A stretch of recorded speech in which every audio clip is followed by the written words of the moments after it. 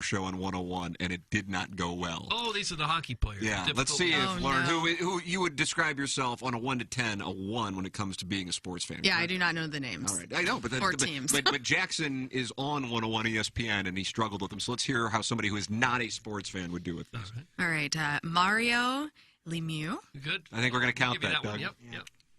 Jaromir Jagr. Wow, that was first better name, than... I can't give you the first name. But the last name pronunciation Jagr was better than... Right on. Jagr? Nice. Yeah. Marc Messier. Very nice. Good. Oh, you know French. Foyer Messier. Yeah, See, you're cool with that. Yeah. Steve Zerman. For heaven's sakes. This guy was a star. This guy knocked us out of the playoffs one year. What is it? The Y is allowed? Steve Yzerman. It's allowed. It's not silent. The Y is not silent. That got Jackson. That's what really turned the 101 people against him yesterday. He played against the Blues for 20 years. He did? Yes. Oh, my God. I should know him. Oh, man. Joe Sakic. Sakic! Jonathan Toews. Taves! Jonathan Taves. He plays for the Blackhawks. He's the arch rival. These are big names in this town. Suck on this, Doug. For heaven's sakes. Clip that You've off. been suspended. Clip that off. Keith Kachuk. Good. Walter, you know Walter. Jacques Planta. Not Planta. Plant. Oh, Plant. Jacques, I thought you knew French. Jacques Plant, first one to wear the mask. He played here for the original Blues. Oh, my gosh. And you say Jacques Planta? I do. I don't even know you anymore. Learn wasn't born when he was left here. He's still a legendary figure between the plate. Is he bronzed outside the Enterprise Center? No. Oh, well, then he's not too legendary. famous. Not that legendary. Martin Brodeur. Oh, good. Doug, we're going to give that. Doug, We're going to count that one. okay. Your French really is something else. Thank you. I'm a French girl. Draw me like one of your French girls, Paint me Doug. like one of your French girls. Nice. Brian Suter. Sutter. That's not going to go well with Doug. You know what? It's not going to go well. His name is in the rafters at the Enterprise Center. I don't go to the He's one of the games. Sutter brothers. Sudsy. I thought it was pretty good. Thank you. Iggy's got your back. You know you can count on that. I know. I at least got one person. Are you inviting me into your show at some point? Let's get back What? to Iggy if we could. Where did that come from? Well, I had to get in at some point. Hey, I mean, I talk for 60 seconds at a time, so can you get a thought out within 20 seconds? Oh, without a doubt. And I live 3 minutes away, so it's no big deal. Oh, well. So you'll come in. You could probably be there every I'll day definitely if you come don't in. mind. You want to fill in for me for a week? I'm going to be off. I'm going to take a little Well, that's not up week to me. off. That would be up to Marty. Oh, let's talk to Marty after the show. Iggy DJ an afternoon drive I've on already KC. said that. Wow. I've already said that I would, because I know U-Man voice tracks it, so even if it goes on vacation, he can do his KC Classic show. But I said it would be an honor to one day fill in and do KC Classic shows. You need to tell Marty. Yeah, I'm telling the wrong people because I'm telling U-Man. Yeah, don't tell him anything. He's just going to nod and be like, okay. I don't know if I want to do your show. I do a show What? with you. No, do my show. Well, so nobody else has to do it. We'll talk to Marty. He only wants to be there because you're there. He doesn't really want to do this Yeah, show I'm not going to if you're be there. Following this. Oh, I'm not following. I would have to have a board up because I'm... You don't know how to run a... Who in here knows how to run a board? Our board operator. Plowhawk. Jackson does too. Yeah. Riz runs his own board. I know. And How about that? if I owned a show, like a morning show with multiple people, I would probably have to be behind the board too. You would want that? See, I don't feel like, with all that we have going on with live reads and texts and Yeah. on YouTube, I don't think I would do nearly the good job that the Plowhawk does with our drops. I don't know. But when I heard that Riz did his own, plus he gets here at 3 in the morning. Yeah. Yeah, that's crazy. Yeah. Crazy. At Andrea's Steakhouse, located in O'Fallon, Illinois, they offer hand-cut steaks that are cooked to perfection, highlighted by their famous Andrea's Brush-on Steak Sauce. Come hang out and enjoy live music on Friday and Saturday, dinner and drinks on the patio, or relax like you're watching an ASMR video at the bar. All the Walrus people will drool over their handcrafted burger, made from a blend of ribeye, strip, and filet. You won't regret it. Andrea's Brush-on Steak Sauce and Andrea's House Salad Dressing can be found in local retail outlets throughout the greater St. Louis area. For more, visit us at andreas.com or call 618-632-4866. Biggie's Restaurant and Bar has been a staple of the community for over 30 years and is serving your favorites like the steak sandwich, waffle fries, and so much more. It's not just the food that's rocking. With a full bar and patio, Biggie's is the perfect spot for lunch, dinner, and a little laughter. Biggie's original hours are back. Open 11 a.m. till midnight, Wednesday, Thursday, and Sunday. And 11 a.m. till 1 a.m. on Friday and Saturday. Check out the full menu at biggiesrestaurant.com and stop in today.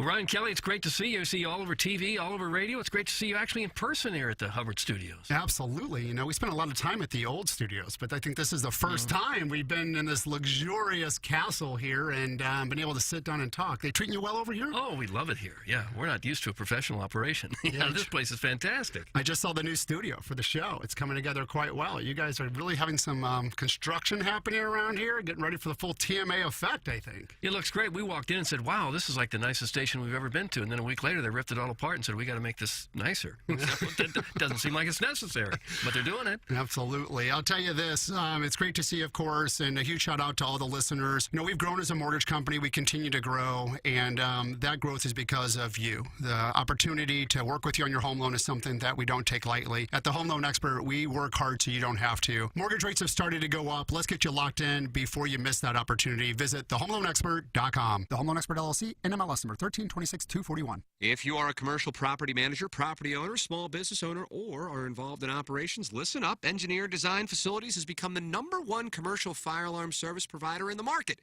EDF's goal is to not increase your operating budget, but rather decrease it, and at the same time service your business's commercial fire alarm needs with the most experienced and competent technicians this region has to offer.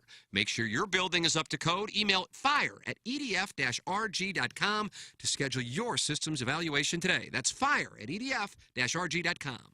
Hey, it's Jackson for Rosalita's. TMA listeners know that Rosalita's Cantina has the best patio and the best Tex-Mex in town. From tableside guac to piled-high nachos, the amazing menu at Rosalita's is full of classic Mexican dishes.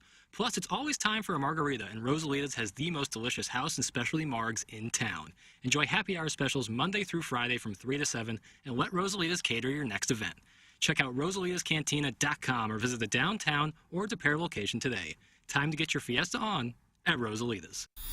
You're hearing TMA all day on KPNT HD2, Collinsville, St. Louis, featuring the Ryan Kelly Morning After, live from 7 a.m. to 10 a.m. Then a full show replay from 10 a.m. to 1 p.m., followed by the best of TMA from 1 p.m. to 7 p.m., and another same-day replay starting at 10 p.m. Find the full schedule at TMASTL.com. Brought to you by Ryan Kelly at thehomeloanexpert.com, the most efficient mortgage process you'll ever experience.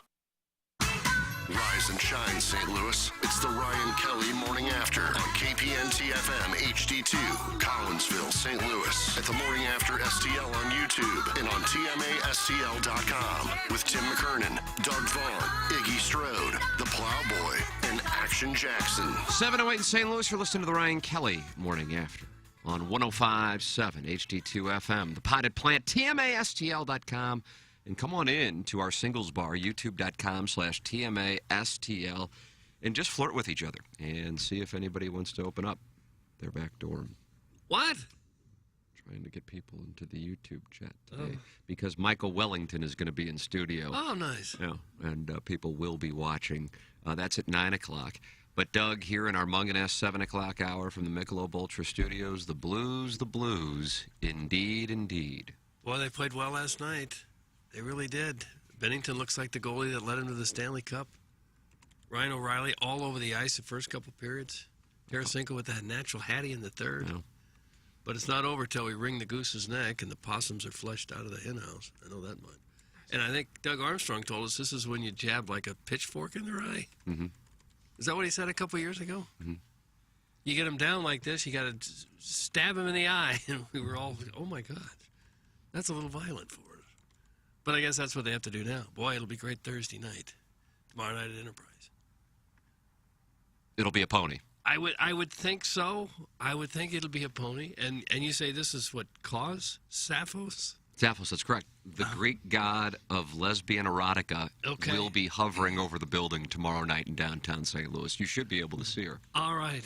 I've not seen it in the past, but maybe I went into the building too early. Yeah, for a Thursday, they'll make an exception. Usually it's a weekend thing, but Thursday is close enough. And if you can win the series and set up a matchup with Stanley Steamers, Colorado Avalanche, that's Sappho's. That's Sappho's. That's Sapphic play. Your thoughts are welcome. 314-881-TMA5, the Engineer Design Facilities text inbox. Call in to the Steve Schmidt Kia of North County phone line, 636-9004-TMA.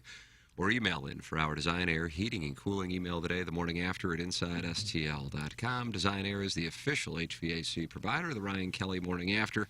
And the temperatures are hot, although it's cloud cover right now. But if you're dealing with any air conditioning issues, make sure you're working with Design Air Heating and Cooling and Seth Goldcamp at designairservice.com. If you would like an introduction, I am more than happy to connect you. I did that a couple times yesterday. Oh, did you? As a matter of fact, yeah. With the temperatures as hot as they were, people ran into some air conditioning problems. So go to designairservice.com, click on the Book Now tab, and you can work with the best in the business, the official HVAC provider of TMA and the Tim McKernan Show podcast. That's Seth Goldcamp and Design Air Heating and Cooling. They tuned up my air conditioning a couple weeks ago. They can do the exact same thing for you. It's Design Air Heating and Cooling, the official HVAC provider of the Ryan Kelly Morning After, online at designairservice.com. You got to tune up your air conditioning like you tune up your car. Make sure it's ready for the St. Louis summer. Design Air Heating and Cooling online at designairservice.com. Last night you go into the third period. The series is tied at 2. The goals tied at 2. And that's when Vladimir Tarasenko went off and stunned the building in Minnesota. Here is what Vladimir Tarasenko had to say on the Blues' confidence heading into the third period. Hit the lever plows, Abe. Biggest thing we have Sutter's goal in the end of the second. Give us a lot of emotions and a lot of confidence before we go in the third. And, score 2 fast goals and just play our game till the end. And it was a big game for us. And now we need to reset our minds and get ready for the next one. You like that, Doug Soder? Yeah, I was thinking about that. I had not heard whether it was Soder or Sadzi. Bruce Sutter came back. Daryl Soder? Brandon Sod. Sutter brothers. Yeah. Sadi's goal. Soder's. All right. Yeah, Kyrou. Just threw it on the net? Yeah. I wish Kyrou would shoot more because he gets an awful lot of chances, and he's so unselfish to the point that it's frustrating at times. Just shoot the biscuit. Just shoot it. Almost always the team that gets the most shots wins. Just put it on net. May not score, but there's likely to be a rebound when you're that close. But hard to complain after a performance like that. And then Tarasenko with the third period. I mean, holy crap. Here's what Craig Berube had to say about the Blues going into the third. Hello, Chief. Yeah, well, I thought our third period was our best period. We pushed hard, but then we really did a good job of I thought we did a good job of shutting them down, checking-wise, being above things, not giving them anything free. And then just to compete, highly competitive in our zone, heavy, hard on pucks, battling them out, blocking shots, all the little things that needed to close the game out. There it is. Yeah. Most important period of the year, and they delivered. They shut them out 3-0. Yeah, they were heavy and they were hard on pucks. Hard on. Yeah, I don't know about that term. They were hard on the pucks, and they played heavy. Wild were hard on the first period and a half. God, they were throwing their bodies everywhere. Yeah. Very physical. That Kaprizov is one of the best players in the league. Yeah, he's unbelievable. Both Russians had Hattie.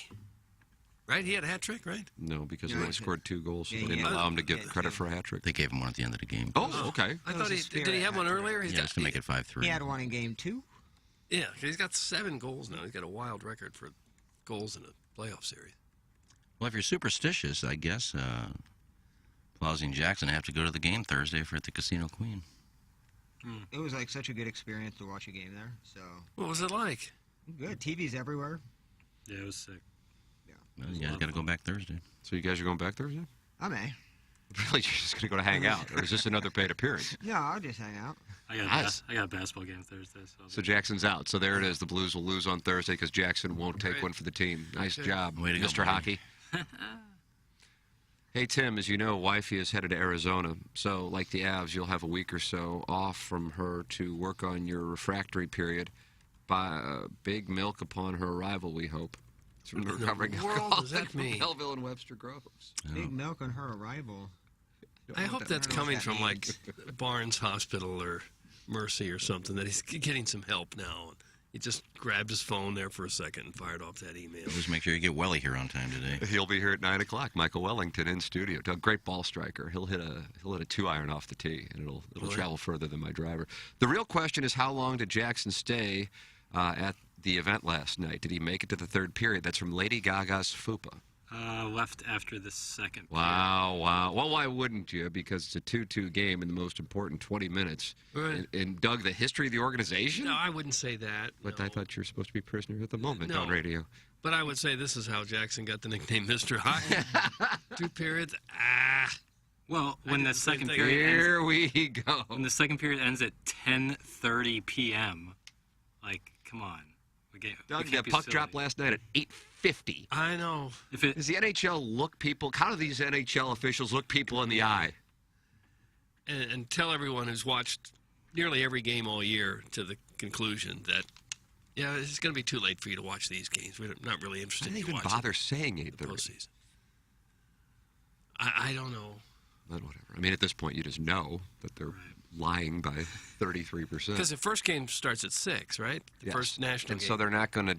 And it never takes 2.5 Right, hours. exactly It's right. always 2:45. So they're not going to pull out of those games, even though that was a blowout 5-1 Carolina over the Bruins. That's the game that pushes the Blues back. So Jeremy Rutherford tweeted out like at 8:30. Puck won't drop till 8:50. All right, we're underway. So yeah, Jackson and the Plowhawk. How long did you stay? I left about 20 minutes after Jackson. Oh, you stuck around. What were you doing? Playing craps or something? Now, finishing my beer, talking to Biff and the patrons there. Oh, Biff was there. Oh, yeah. Of course, he dropped a G and won. I think he bet the money line, so I think he ended up winning. No, he didn't. He was soft, like I told him to not be soft, and he bet puck line. Oh. I went 5 for 5 on Blues bets. Oh, what were your plays? The over and Blues money line, and then Ryan O'Reilly to score at any time. Wow, Mr. Hockey knows his stuff. And then I parlayed all that too. So parlay. That's what the sharps do. Well, I bet those 3 straight up, and then parlayed the over in the money line. You're sweating out that last minute till the empty netter. That's why I never with puck line. Like the number was the Blues were getting 1.5 last night. It's like, but if they're down by 1 late in the game, you're gonna pull your goalie, and then chances are they're gonna score an empty net. So what's the point of even taking puck line? But the overline was 6.5, right? Yes, so I was sweating that out. That's for sure. But I knew that they would pull their goalie, and the Mad Vladder took care of it. Oh, do you like that, the Mad Vladder? I don't mind it. Yeah, I don't mind it. Todd Racing says, how about that $145 bet, Ken? We have so many bets going on this show that I can't keep track of them all. What bet was this? Well, what you need to do is listen. Now, don't start by scolding us. Well, don't make a statement that's not true. That's from Todd Reesing. I said that I was going to bet the Wild minus 140, but I was waiting to see if Letty or Bortuzzo played. They played, so I didn't bet. Who are you going to be betting with? I got bookies. Oh, wow, Doug. Look at this. Guy's connected. You don't have bookies. Sure I do. You don't. I've had a bookie since I was 12. My dad was a bookie. So. How's it worked out for you over there? Statute of limitations of. Yeah, Bickle ran a book. That's how he got vulva. Now he lives in North County. We just meet up every couple of weeks, depending on what we owe, and just have a beer and settle up. It's never a lot of money. But I didn't bet because I found out they're both playing, so I said, no, I'm not going to bet. So there you go. I didn't lose any money. Oh, and I also took Blues money line when they were down 2-1 and got great odds on it. That's the first time in the entire series that the team that didn't score first had a lead. That's what it took, all the way until Game 5. We mentioned the statistic yesterday. They were talking about it on the, what is it called, the Bally's post-game show now? Bally's, yeah. Bally's. Bally's app had an evening. I know you, our official Bally's correspondents, were over in the Metro East for it didn't go public well? appearance. It was rough.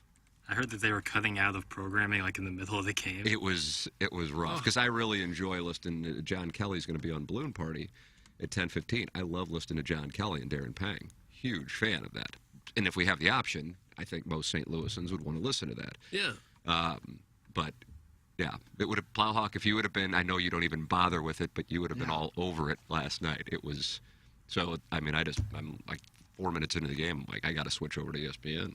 I forgot what Panger and Kelly even sound like anymore. Oh, dude. It's been so long. How does a billion-dollar corporation whose bread and butter is televising these games not have an app that works? I don't get it. I'm going to charge you for it now, so it'll be better. Nice. Oh, I feel like that's going to be Francesa style. I think they're not going to get the subscriber that they're thinking they're going to get. And I saw at least 3 times, I think once on Facebook, a couple on Twitter, that, these Bluesers, it's obvious ESPN wants the Stars to win, or the Wild to win. It's obvious. Oh, my God, these guys are such homers for the Wild. I don't know what game you're listening to. I mean, I watched the same game you did, and they sounded excited about no matter who scored the goal. There are fans who always think saying that way. Just random people. If they're not listening, if they're not listening to the hometown broadcast crew, then they think the network must be rooting against them. I mean, it's Joe just- Buck has faced this his entire career. Every series, it doesn't matter who you play. Well, they obviously don't want us to win. Why? What do you think they care? Think they're big fans in Minnesota? Well, it's good that you could get that off your chest. So. No, it's not a good banty. Okay. This was on the fan page. You saw that? No, it was just a Facebook post. Okay. And then a couple of tweets. Nice. You can pretty much count on that every game, can't you? Either the refs or the announcers want the other team to win. Yeah, pretty much. It took me 30 minutes to get the app going. I had to sign in about 10 times. Once it got going, it froze within 2 minutes. In hell, they talk about how awful that app is. That's from Al, and he's over in Dadeville at the moment. They have to know, right? Like, And it's been this way for a couple of years now, hasn't it? It's phenomenal. And the thing that's so amazing about it is when it was Fox Sports Midwest, it worked perfectly it fine. was unbelievable. God, I took that for granted, man. Old Bailey's. It was on YouTube Sinclair TV. Broadcasting. I'll tell you this. When I was coming out of the University of Missouri Journalism School, still 8 hours to knock out before I get my degree, but one of the things was, don't work for Sinclair. You were specifically told that. And that's coming out of school when you take any job in the world. I mean, the colonel was in Rapid City, South Dakota. So you just take anything. But and but it was, and here they are, 23 years later, just bringing the heat in St. Louis sports. But before that, you could not get cable and just simply get the app for free and watch it on a smart TV? Did it work that easily? Yes. Yeah, your Fox Sports Midwest app, yeah. Or your phone. Yeah.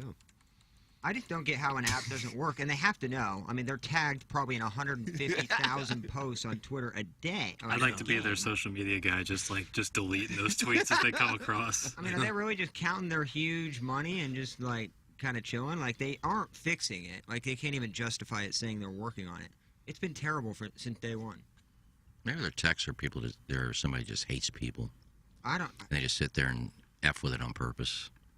I've never had more technology trouble than the Bailey's app, ever, with anything. Since Letty and Bortuzzo did play, then why didn't you bet on the Blues, big shot?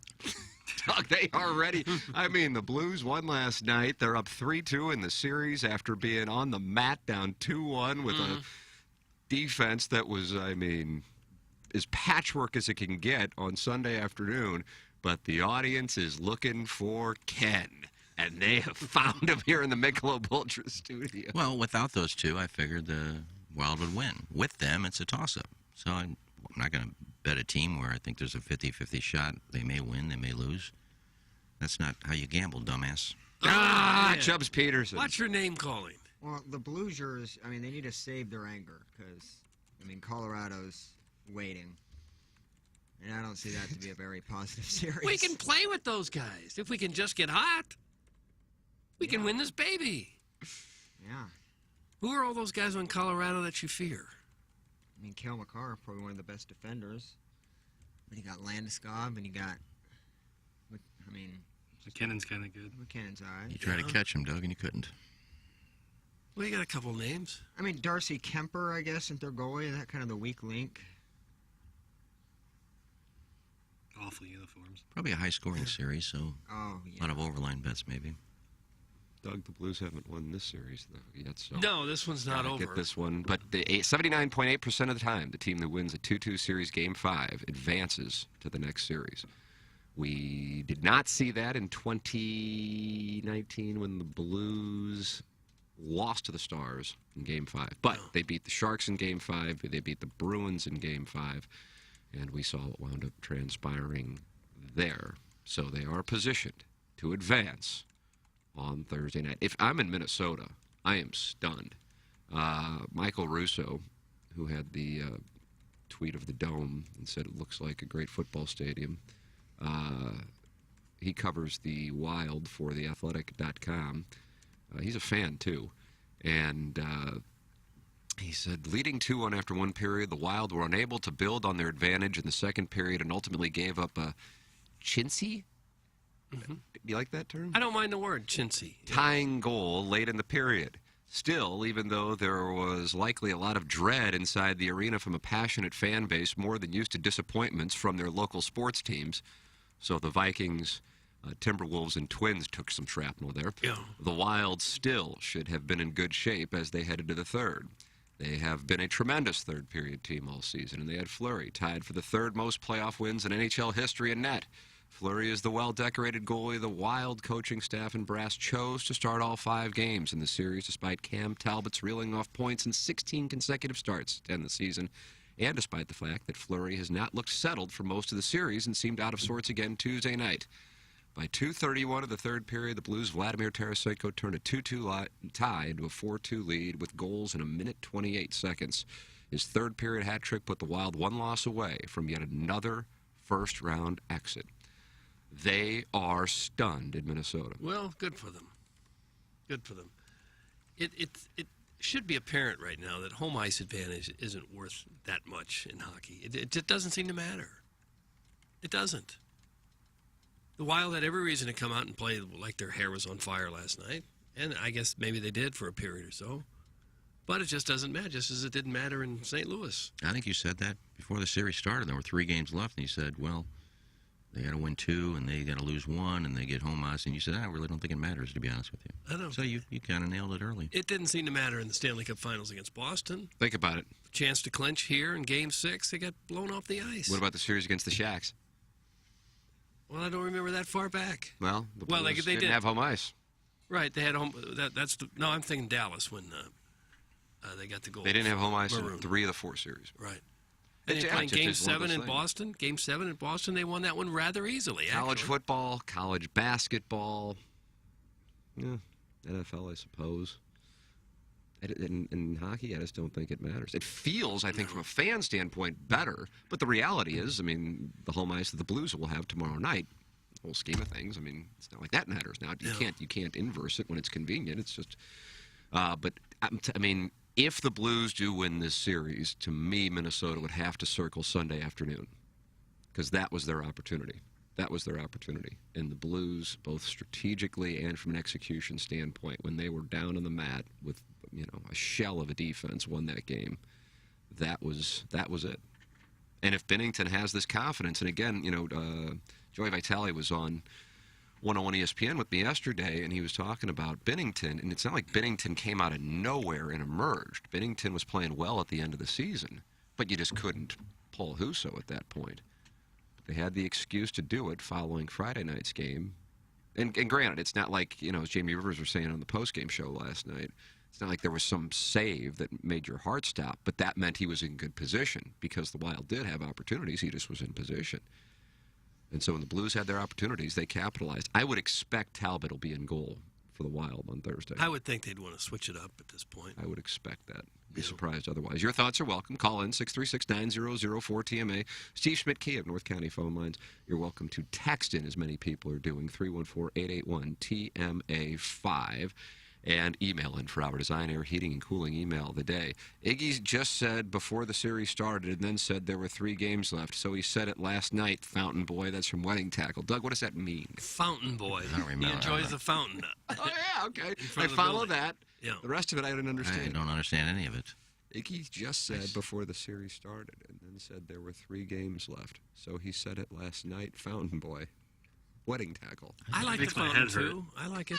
I'm not as much as you, but I enjoy a good A couple fountain. weeks away. They ordered a part. I talked to the guy yesterday. They ordered a part, and, well, a supply chain, you know, never know when it's going to get here. But as soon as the part gets here, it's fixed and it's Sitting in a on. boat off Long Beach, probably. Yeah, that old guy hates that fountain. He's tired of me talking You about the can just fountain. Tell. Every time I go out there and he's there, he kind of walks away because he knows I'm going to ask him about the fountain.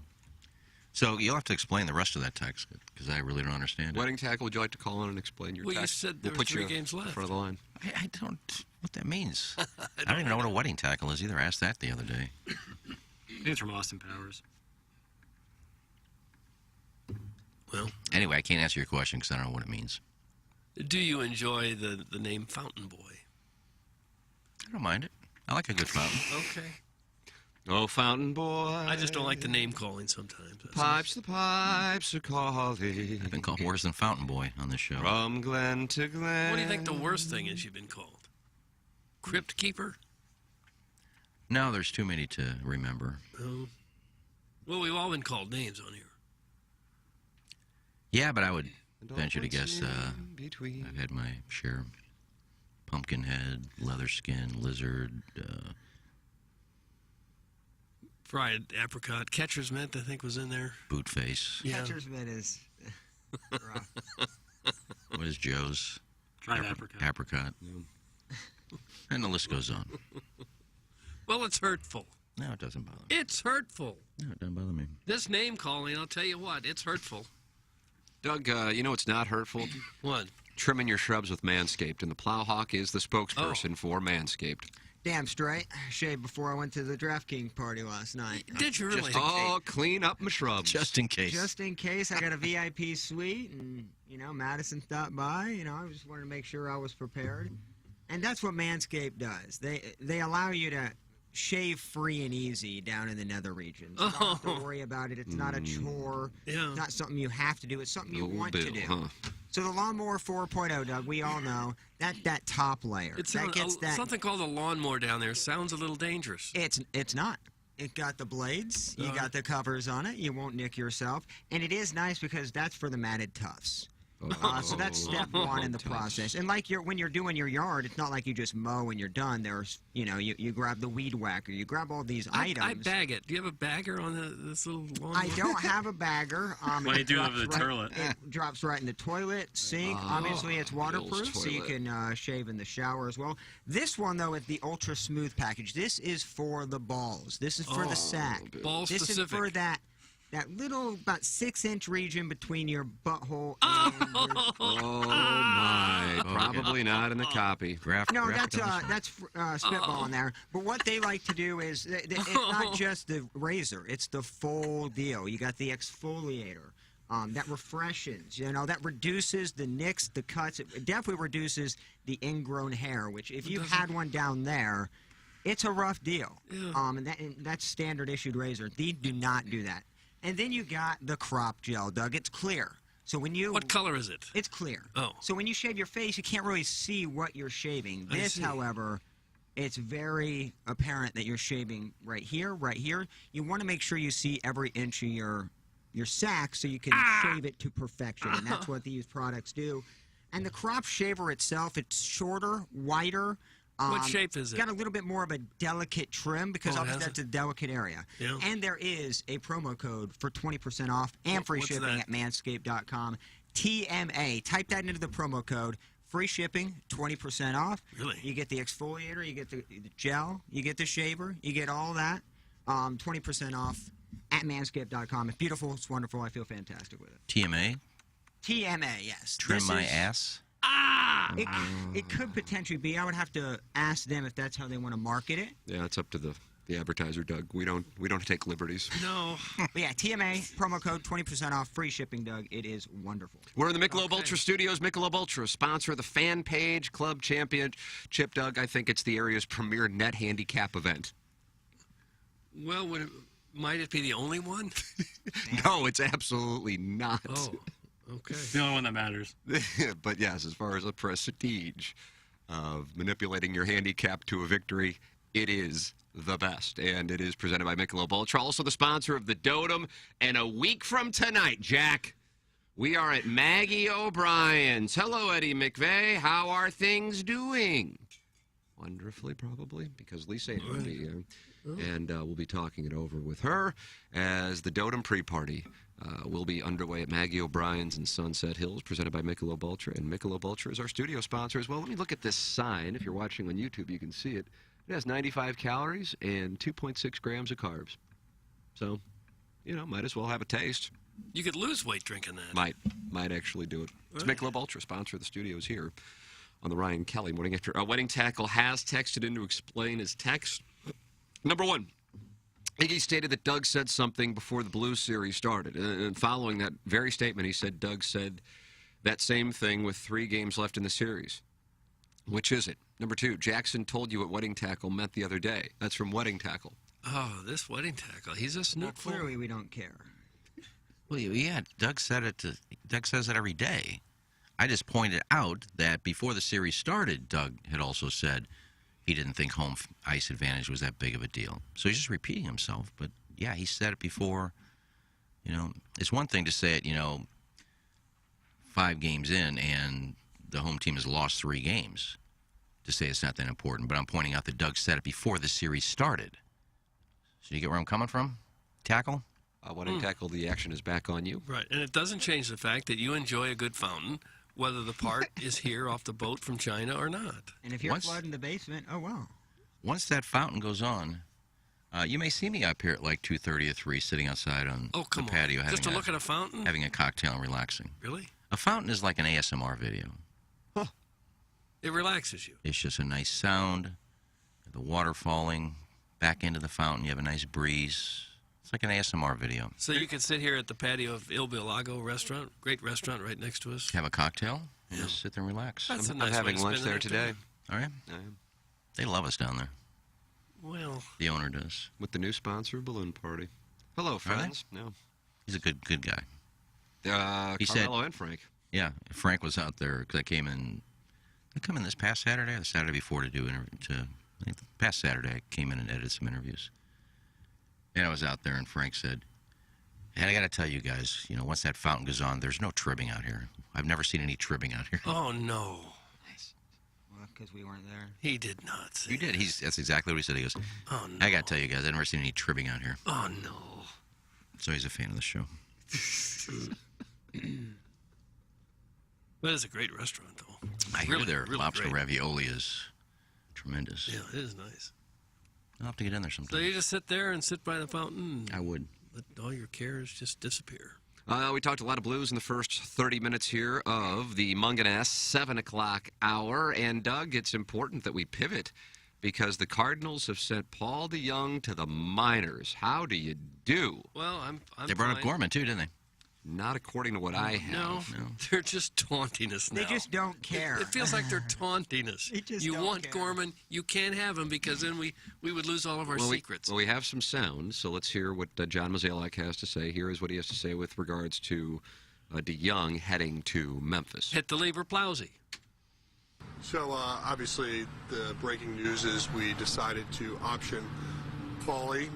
And, it's not an easy decision, and it's something that we, last couple days, have really been agonizing over. But when you think about what's best for him, what's best for the organization, and really this club right now, we found it was going to be difficult to get him at bats and get him right when we're trying to win games at the Major League level. And so, our hope is that he'll rejoin this club and be a productive member that we once saw really prior to the pandemic season. And so, right now he understands he's got to go down, he's got to get his work in.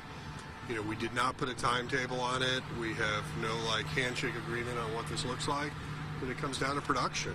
And, our meeting, he took it like a pro, he understood it. Doesn't mean he was pleased with it, but he understood it. And, ultimately he wants to get himself back here. And so that's the hope. And so the transaction is to get, obviously, Kramer Robertson up here. You're going to see Donovan at short tonight. And I think probably the next question is what does this mean for Tommy Edman? And, Tommy's having an incredible season for us right now at second. We certainly know what's happening with Gorman down at Memphis, but we don't want to necessarily just move someone right away without some proper process and a way to get him some work before if eventually we do that. So, you guys can ask every day, if that's going to happen, but, we're going to try to get him some work before games. It's not going to happen overnight, and we'll see if if his transition over there is something that he's comfortable with and that we believe in. So it's really going to be a wait and see. All right. There's Mozeliak. Now, he was asked after that, before we opine, here is the clip of why Gorman wasn't called up and why Kramer Robertson. yeah. And you've been calling for his. Oh, I've been high on the kid. He's batting 100. He's batting 100 points higher than DeYoung. Here's John Mazalek on why Nolan Gorman was not the one called up. Hit the lever. And you didn't want to bring up Nolan now because you wanted him to get more at-bats every day down there?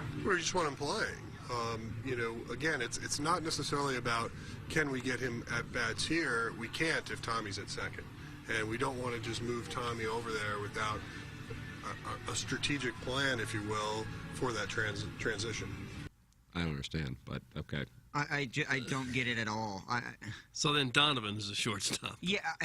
Who's hitting 188. He did have a home run last night. Fight. But he's hitting Cardinals. 188. So how are they any better off? Beat Orioles. You could tell he's having a tough time justifying it himself. Well, it's all up to him. And you could also tell that he's irritated. Anytime there is an owner, I always say that you can't say it's all up to somebody unless the owner has said this is 100% the keys to the castle. We certainly lived through that before our own selves. So, with that all said, it is a little odd to me how he was on his own defending. You guys can ask me every day if you want. Did you hear that? Yeah. In the first sound about why he's not up? I don't know. I mean, the Orioles are what, Doug? The second best record in the game. Best team in the league, Timmy. Okay. Held us to seven safeties last night. 7 safeties. One inside the Parker. Strike out Which 13 is times. You know Larry Thornton, friend of the program, and he says, if only there was a sign of DeYoung's demise, and they could have prepped for this in the offseason. That's from Larry Thornton. Yeah, that's my point exactly is, well, we think he's going to break out and he's going to have a great year. No, you had all spring training to plan for this in case he struggled. And you're just now deciding, we'll work him out before the game. It's not fair to bring somebody. I mean, he's played shortstop before. So I don't get what they waited so long for him. You wonder if it's possible that they're working on a trade for a shortstop somewhere, that they think maybe they're close to pulling the trigger or getting the trade completed, so they don't want to bring Gorman up and then send him back down.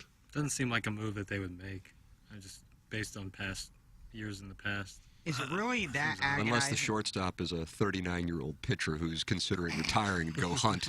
And plays for Cleveland. A utility guy. How is it agonizing to send somebody down to sit in 130?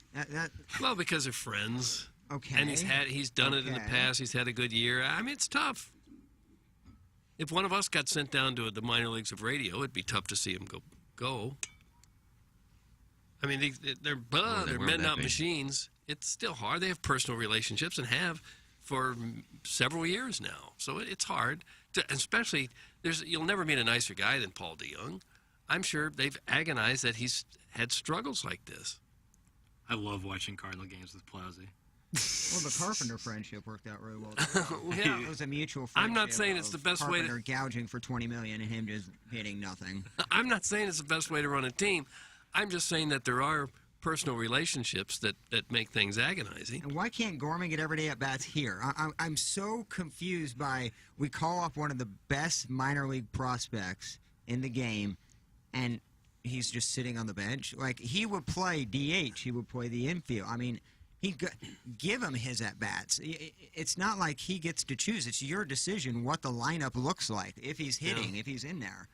I mean, guess you the can't offense tell me Donovan is a better option. The offense is clicking along so well right now, they don't want to do anything to disrupt you it. can tell he's just running out of excuses, and then the reasonings just don't make any sort of sense whatsoever.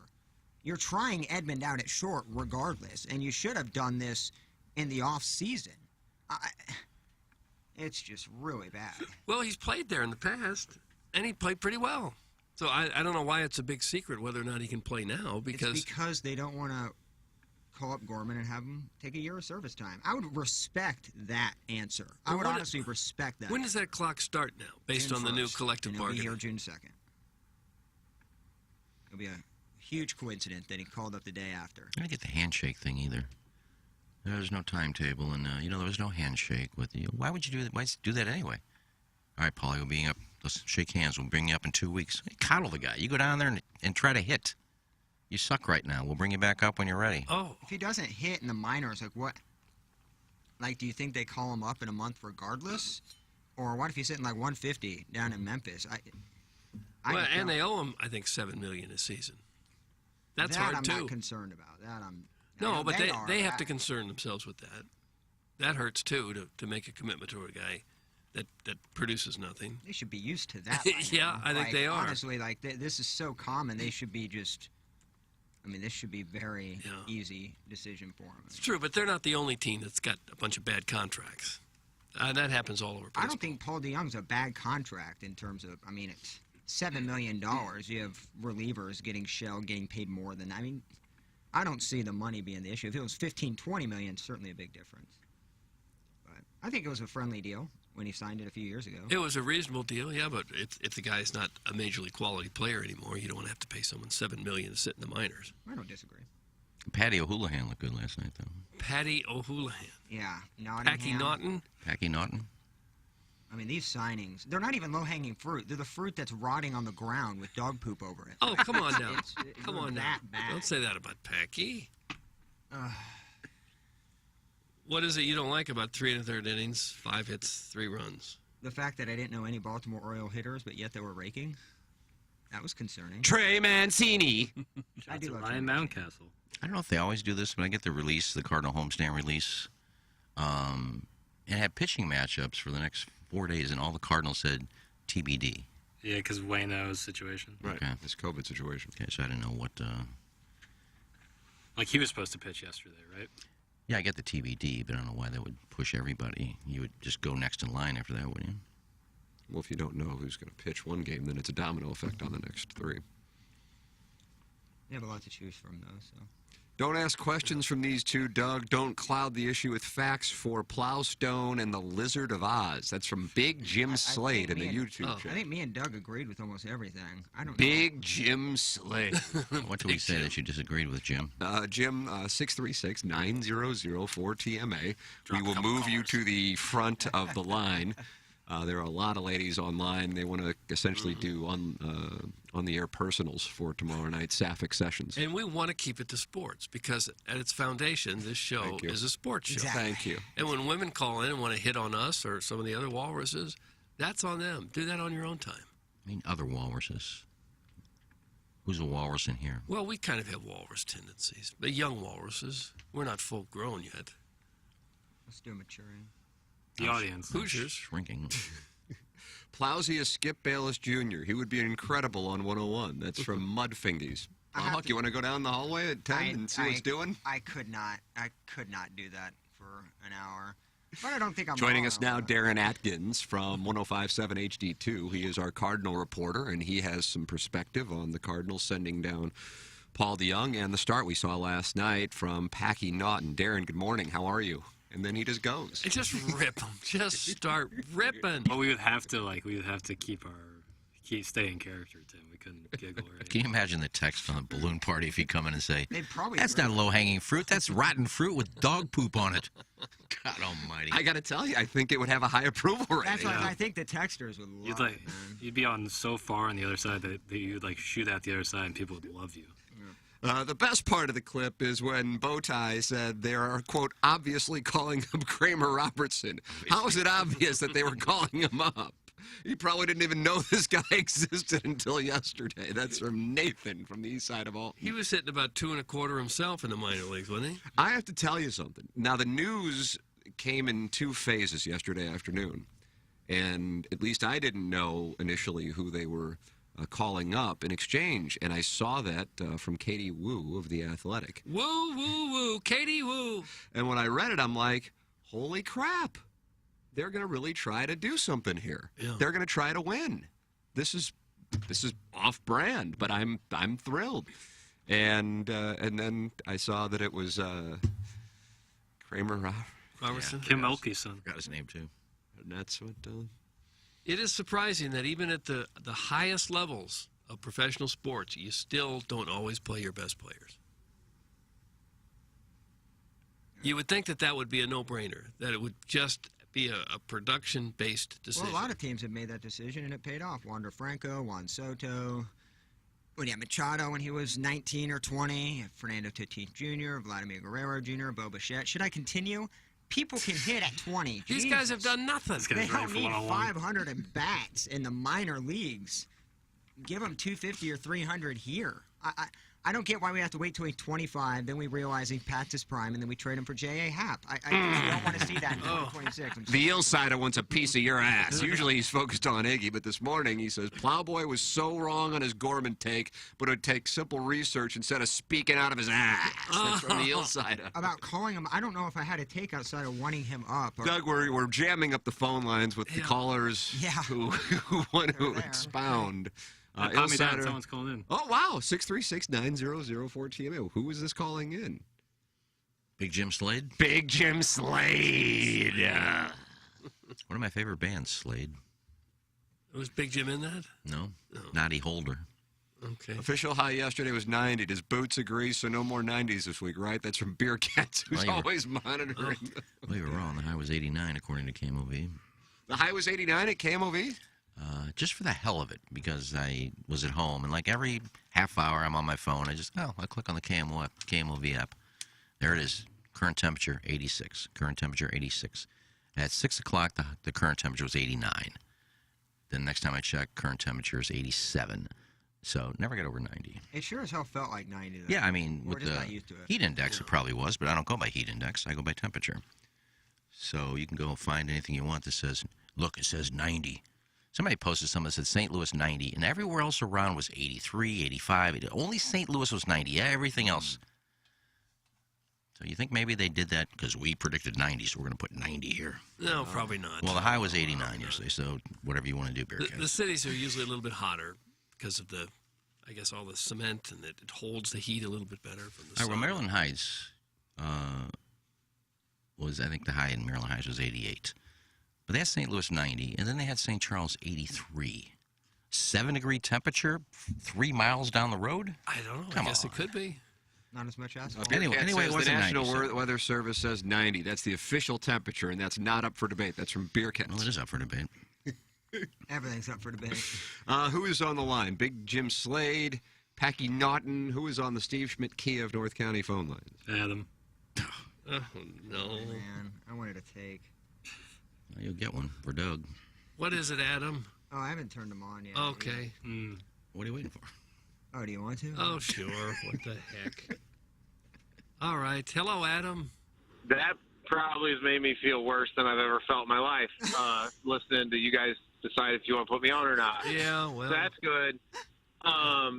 No, so I got a call from Jessica or somebody from Hubbard. Am I still on the wait list? Jessica, are you there? She is not in the studio. No. On the wait list to play golf? Yeah, for the Dotem. I don't know. We don't have that information here in front Do of you us. guys know Jessica's phone number? No. Here it is. BR549. Darren. Yeah? Okay, so we're a couple poor little bitch boys that'll never have money.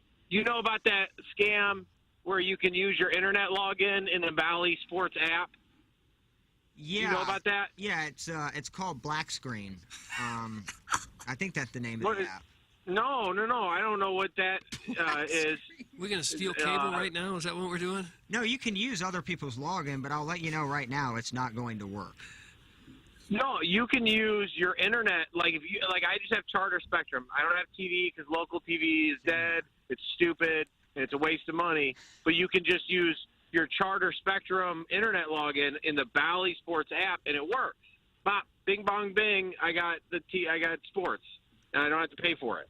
Do you know what I mean? Well, you've already paid for it. You've already paid for it with your Spectrum bill. That's part but of I'm what not. you get. No, stupid. I'm not paying for TV. I'm just paying for internet with Spectrum. So then you can use your internet login. Bally's a big, dumb, idiot corporation. They're big and stupid, and they don't know what they're doing, and I've figured it out. But the point is that I'm upset about is that they have this new thing when there's a commercial break, instead of just playing commercials, they have these people skating around. Yeah, it's brutal. And it's this weird low noise. It sounds like someone shuffling their feet in your hallway, and I don't like it. Yeah, they're counting So how do I money. change that? It's a money counting machine that you hear. I don't know Is how there a you way change to- it. Is there a way, do you know, Doug, do you know somebody at Bally that we could talk to? It used to be just a song that played, and it was fine. And now it just sounds like this. Sounds like, I haven't heard that. if you just went ahead and got Spectrum cable, then you would get that app. And you could What does that cost? I don't know. Can we just say the app sucks? So, like, it doesn't matter what provider you have or what login. If you're using the app, it's not going to work. I'm telling you now, Duran, is that if you go to the app and you go to log in with your provider and you choose Spectrum and you just have internet through Spectrum like I do for like $75 a month, you put that login in and it lets you watch sports. I think the problem with what you just What are you said complaining was about then? The last part, watching Is that I don't like the in-between video of commercial break, and when it says there's a commercial break, it's just a video and it sounds like people shuffling their feet. So I have a video. Doug, I got that video of your man meat. Okay. I want that to play in between. Okay, put him down. Put him down. I do agree with the same. The commercial break thing is really weird. Why wouldn't they sell their own commercials for that? I think they do, but then I don't know what the deal is, but it'll just say commercial break in progress, and it will be like, it is sound like someone's like creeping around your house. What? It sounds like, yeah, it's like soft ambient is noise. Bailey's in our home? No, it's not in my home or on my phone. YouTube TV does that. Sometimes they don't play commercials. They'll play like 2, and then it'll stop, and it'll just be a thing in the corner that says commercial ad. Yeah, Then it'll have like a picture up there. ESPN does the same thing on ESPN Plus. It'll just be like this, but it's like a loud tone. It's really annoying.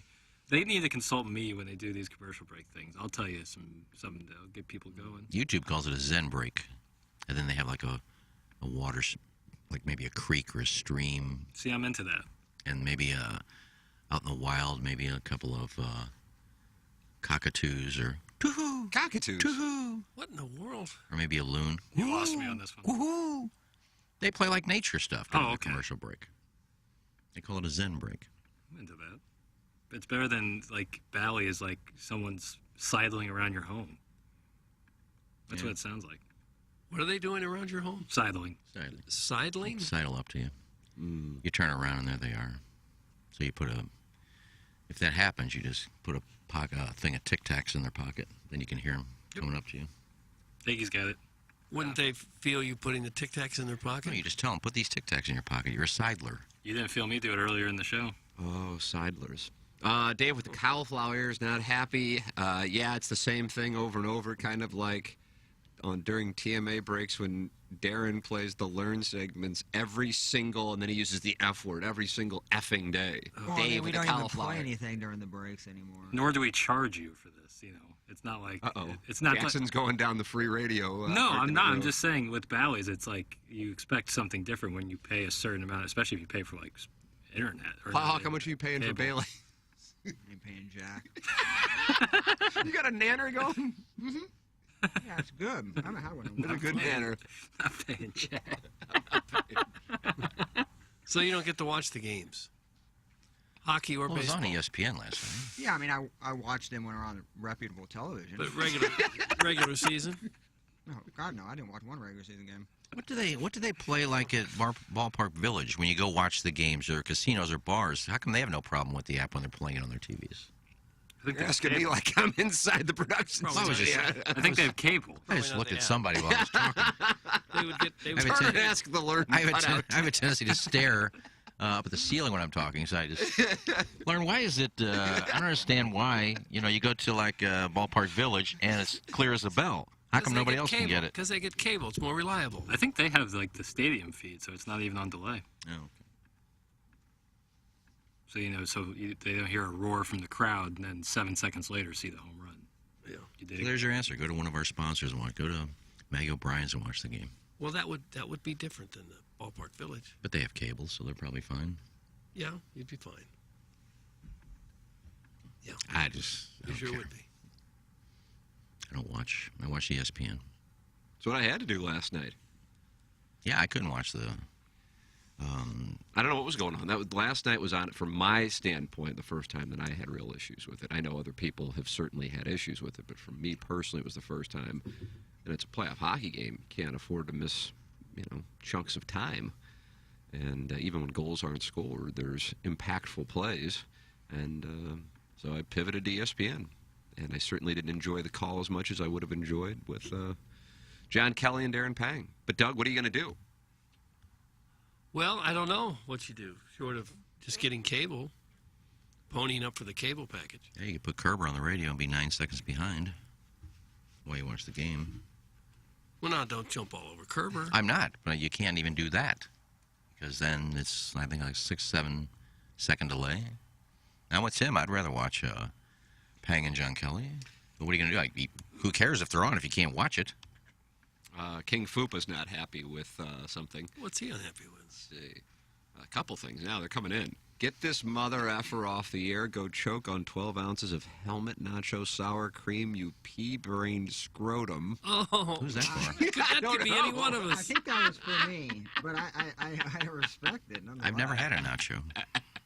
And then the next one was, I really enjoy listening to Iggy's Astronomy segment on TMA all day, every other hour. It's not like there's 20 years worth of content to choose from. That's King Fupa not happy with the programming on 105.7 HD2 Let me explain FM. something. Oh, Darren's going to address the audience.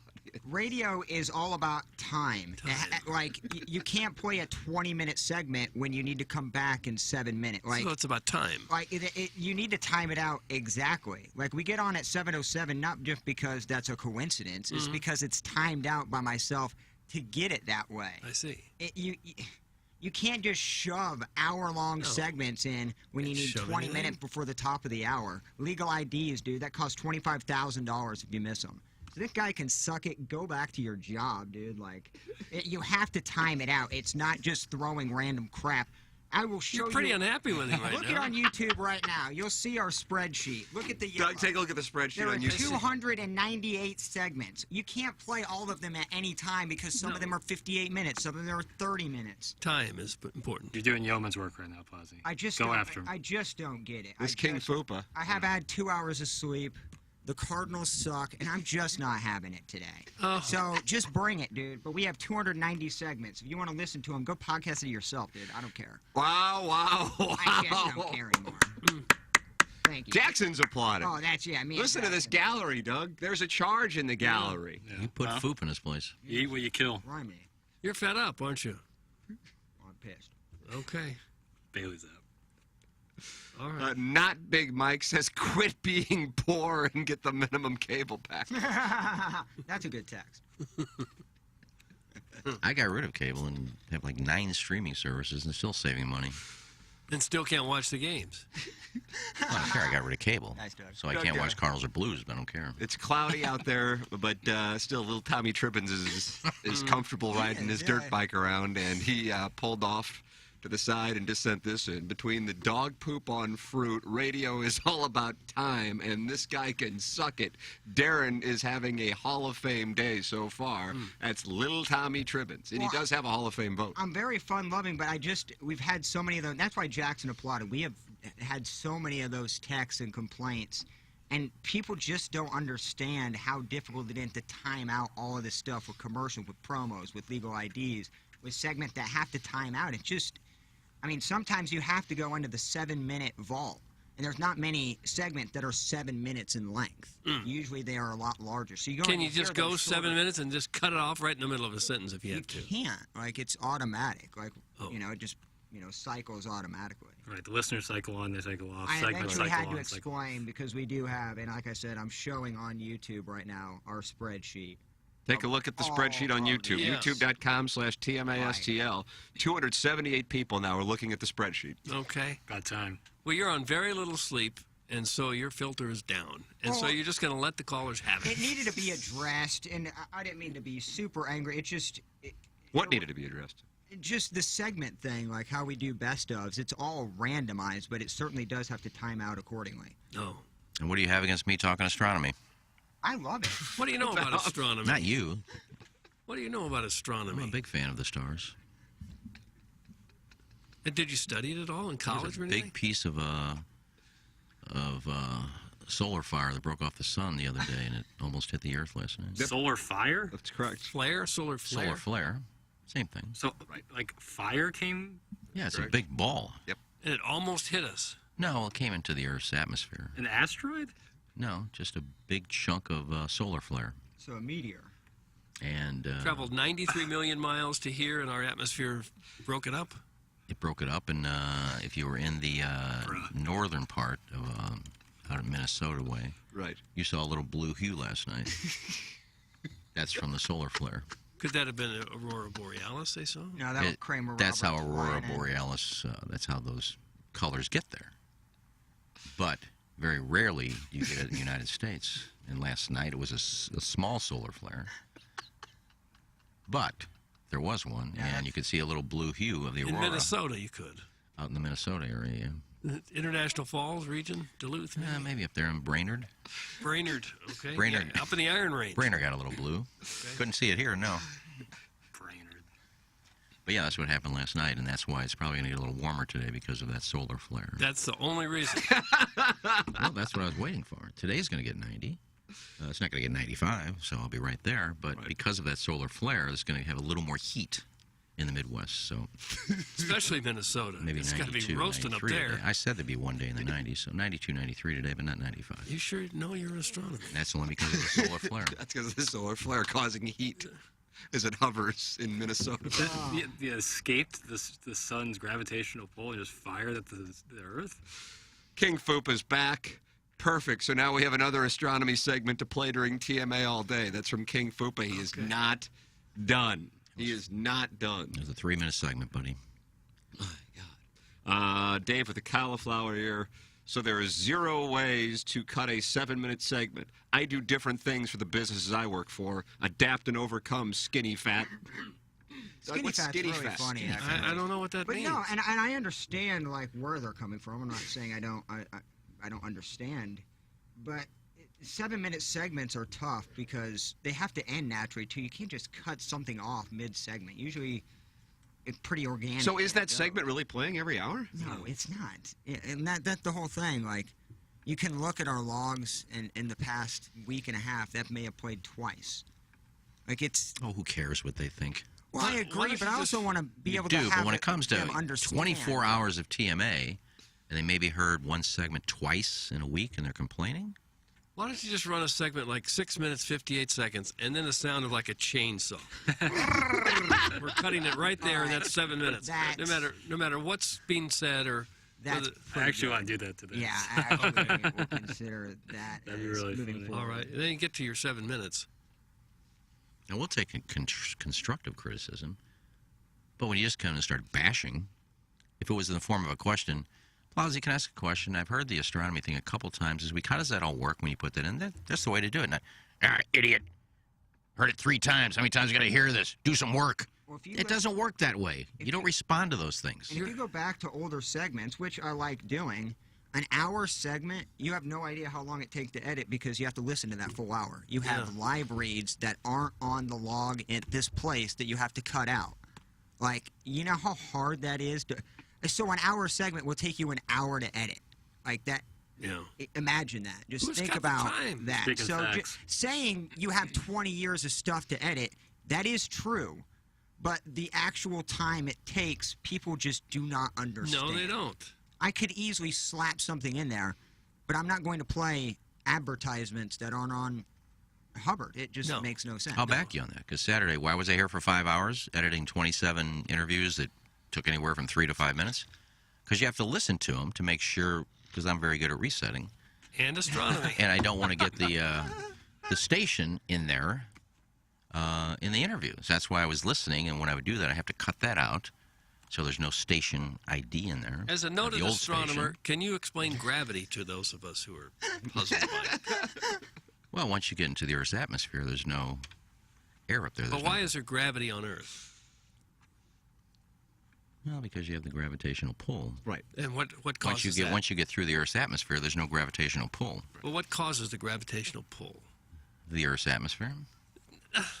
The atmosphere doesn't cause the gravity. Well, why are you asking me if you already know? Because you're a noted astronomer. That has nothing to do with astronomy. That's science. That's science. I don't know science. Astronomy is science, brah. Well, not in my book. Is astronomy stars? Yes. Yeah. Okay. Study of space. Iggy, stop talking. We're talking about commercial breaks when you cannot return in time. Plowsy and Jackson, though, are doing great. That's from the Holly Hills Hospital. Oh, there's your phone. Uh-oh. I turned it off. I don't know what happened.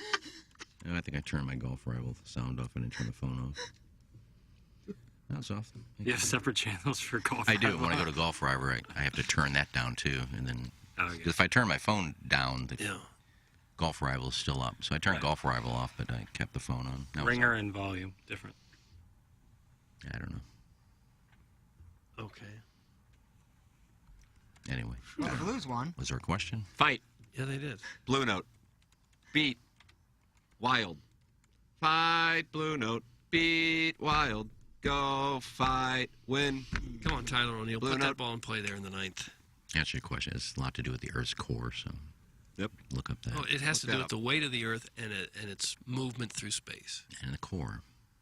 No, the core is not it. It's the weight of the planet hurtling through space as it revolves around the sun, and that movement causes the gravity. That's the gravitational pull. That's why we have gravity. If the Earth stops moving, we're all going to go floating into space. All right, we got a segment. Gravity, good. good. Here, get ready. Imagine like a bowling ball on a bed mattress. If you took a little marble a few inches away, that marble would slide right down into the bowling ball. That's Earth, and that's its gravitational pull. Now, if you put that marble way at the end of the bed, it's not going to roll down to where that bowling ball is. So gravity only works, a finite distance away from Earth. But if you get within that gravitational pull area, everything's going to go right into the. So let's say you have. It's going to go because the bowling ball is 16 pounds and is making a big. Right, and that represents Earth hurtling through space. So Earth is making a big dent. And if it gets in too space, close to the yes, dent, as it goes through space, it's causing that. As it travels through space, it's causing that gravitational pull. Once we stop that's moving, not astronomy. Once we stop moving, we're all doomed. That's science. Okay, sorry to interject a little bit of that. Doug Nye, the science guy. Well, I'm not going to remember it. Well, it's pretty easy. It's the weight of the Earth as it moves. As it moves through space around the sun. Doug, the engineer design facilities text inbox is really active. This is why larger planets have a larger gravitational pull, because they're heavier. Jupiter. You don't know Yes. I do know that. Guys, let's get this straight. You turn Golf Rival down so you can play it during the show. That is still considered being on your phone, sir. That's from the thumb. No, I turned it down outside. I was opening a treasure chest before I came in. And I said I better turn this down before we get inside, just in case Golf Rival comes up. Well, sure. Tervis Parrish is not happy. Haven't you had 4 months to edit clips? Did you know that the replay was going to need clips to play? Plowboy justifying the lack of new clips by saying it's too much work to edit them is absolutely mint. That's from Tervis Parrish. I didn't say it was too much work. I said there was a lot of work involved. Sure there is. Really big difference between me not doing it because it's too much work and me doing it, but it's time consuming. Why, sure. And 280 something, that's a lot of hours. I mean, like. And it's not like we have a staff behind the scenes here. It's not like we have 10 people behind the scenes writing down all the best segments and being able to edit that and edit out the commercials that are no longer sponsors on the show. You got to find good segments, too. You know, right, that's like finding a needle in a haystack. It's not like I can just go to April 2018, click on a segment and go, that's good enough. I mean, I don't know. I just, flipping burgers is really a lot easier than this, so, it's easy to bash. But, I mean, it is time-consuming. Yeah. I enjoy it, but you're not going to have 5,000 best-ofs the first week we're here. Editing takes a long time because you basically have to listen to what you're editing about 15 times to get it right. Correct. Well, you understand it, Doug. Yeah. What about Tervis Parrish? Obviously he doesn't. Where did that come from? Wasn't it Levert? Karis Levert. I like the name Tervis. I wonder what that callback was. I like Tervis. That's a nice name. Well, would you consider it for your own? Is there a Tervis Parish in this world, do you think?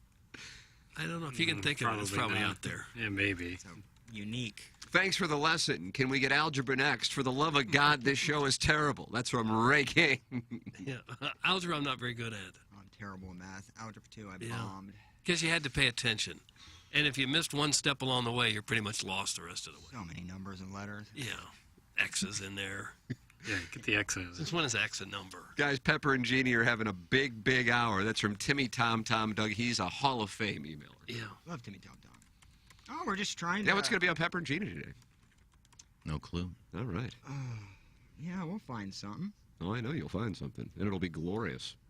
Any possibility you'd talk astronomy? No, we've talked about it here. Okay. Got that covered. Too Check. much science for me. I'm not going to give you all this free astronomy knowledge. Okay. It's all about the poor, Doug. Free. Go look at a book. Go look. Read a book a day. We should do. We are wrapping up our Munganast 7 o'clock hour at 8:15. Munganast online at stlouisacura.com and aldentoyota.com. A lot of Blues conversation here, and coming up at 8 o'clock, 8:15, we will have the representative who we had on a couple weeks ago from Kansas City with an update on the Missouri sports gambling. Michael Wellington will be in studio at 9 o'clock. He is the head and founder of Birdies for Bipolar, where portions of the proceeds from the Dotem will be going. And our dinner that Wednesday night. We're going to raffle off tickets for the dinner. That's for 4. right. Engineer Design Facilities sponsor the text inbox. I got this text. Was sent to me in Wellington. Hey, Twin Towers. As EDF is sponsoring the night before party, EDF will be raffling off a dinner for 4 with wine pairings at Olive and Oak and 4 all-inclusive Stiefel Bull and Bear Club tickets to a Blues game next fall during the 2022-2023 regular season. All raffle tickets proceeds will go to Birdies for Bipolar in efforts to raise the capital needed for the Veterans Golf Simulator mission at Arlington. That is from Engineer Design Facilities. The value is more than $1,500. So that is for next week as Michelob Ultra presents the Dotem, the pre-party at Maggie O'Brien's coming up a week from tonight. Lisa Ann in town. And Doug, you're hosting the after party in the Barnyard region? In the Barnhof. So we're going to move some of the parking to the Barnhof area. And if we can get the polo field parking lot asphalted, new asphalt. You're going to get that done in the next 6 days? Some of the overflow parking can go out there. So that's your pasture. Yeah, it's at the Barnhof. estate and pasture. grounds. Okay. Yeah. Unlike mine, I just say get out there in the weeds somewhere. You're off the patio. This business is lucrative. Special teams. Well, special teams. Don't forget about the special teams. Now, what time does this party start on Wednesday, Tim? I'll guess 7 o'clock. 7? Okay. I'm telling people 7. So All right. a lot of people asking me. I think it's going to be You standing get room only. contacted by a lot of people. I do. And I answer. That's because I answer. We were at the meeting for the Dotem on Monday. Today's Wednesday, yeah, with Kelly Hanna, General Sales Manager, Jesse Kiowski, and Emily, who's an events team member for WIL 92.3 here at Hubbard Radio. And you said something along the lines of you had a bunch of people DMing you about who they're going to be paired with for the Dotem. And I thought, my God. And you thought that I had a bunch of people. I thought you would. I have not had one. Doug, have you had anybody DMing you about their pairings for the Dotem? Not yet. Well, Mikey D has gotten some, and I got some. Can I play with this? I don't know. How do I have nothing to do with the pairings? I would not respond. But I respond. I don't just ignore people. You so probably I connect with respond. these people at astronomy conventions. No, but people are asking me about what time it started, and I just 10:30. telling them 7. Oh, I think it's going to be 7. standing room only Wednesday night. And we haven't seen Lisa Ann in 3 years. Yeah, it's going to be a pony. Hey, Wes is going to be with us here, quick, fast, in a hurry, right on the other side of the break with the update of the sports gambling in Missouri. That is next. Michael Wellington, the 9 o'clock hour. This is the Ryan Kelly Morning After. Live from the Michelob Ultra Studios, KPNT FM HD2, Collinsville, St. Louis. This is TMA All Day. This is Tim McKernan. I'd like to tell you about a company I started just a couple of years ago, and I still own. And it's called Sound Story. It's essentially a 1-hour interview that we do either in person or via Zoom with mothers, fathers, grandmothers, grandfathers. They come in and they tell their stories, education, growing up, and of course, family stories, the wisdom that they can share with their loved ones for generations to come. It's an audio heirloom. It's Sound Story. To learn more, go to mysoundstory.com. If you are a commercial property manager, property owner, small business owner, or are involved in operations, listen up. Engineer Design Facilities has become the #1 commercial fire alarm service provider in the market. EDF's goal is to not increase your operating budget, but rather decrease it, and at the same time service your business's commercial fire alarm needs with the most experienced and competent technicians this region has to offer. Make sure your building is up to code. Email fire@edf-rg.com to schedule your systems evaluation today. That's fire@edf-rg.com. The Dotem Golf Tournament sold out in 3 minutes. And we were as surprised as you were. But you've got one last chance to get in. Yep, it's happening May 19th and 20th at Normandy Golf Club. Brought to you by Michelob Ultra. It's only worth it if you enjoy it. Be listening live May 13th for Dotem updates, prizes, on-site guests, and access to last-minute foursomes. Not that kind of foursome. The return of the Dotem, brought to you by Munganess, St. Louis Acura, and Alton Toyota. Better than ever for you, our customer. And Family Golf and Learning Center. We make St. Louis better at golf. Visit FamilyGolfOnline.com. Ryan Kelly, it seems like the price of everything is going through the roof right now, but there's a way to get around that. How can you help people? Absolutely. And you're right. Everything is costing a lot more these days. I just read an article that credit card debt is increasing at the highest rate ever before in history. It's because people just aren't making enough to keep up with these high cost of things. The good news is if you're a homeowner, mortgage rates are still near historic lows and home values are skyrocketing. So you have that equity there, and it's never been a better time for a cash out refinance. Get the cash you need today to pay off those credit cards once and for all. Start at thehomeloanexpert.com. The Home Loan Expert LLC, NMLS number 1326241. This is Tim McKernan. I'd like to tell you about a company I started just a couple of years ago and I still own.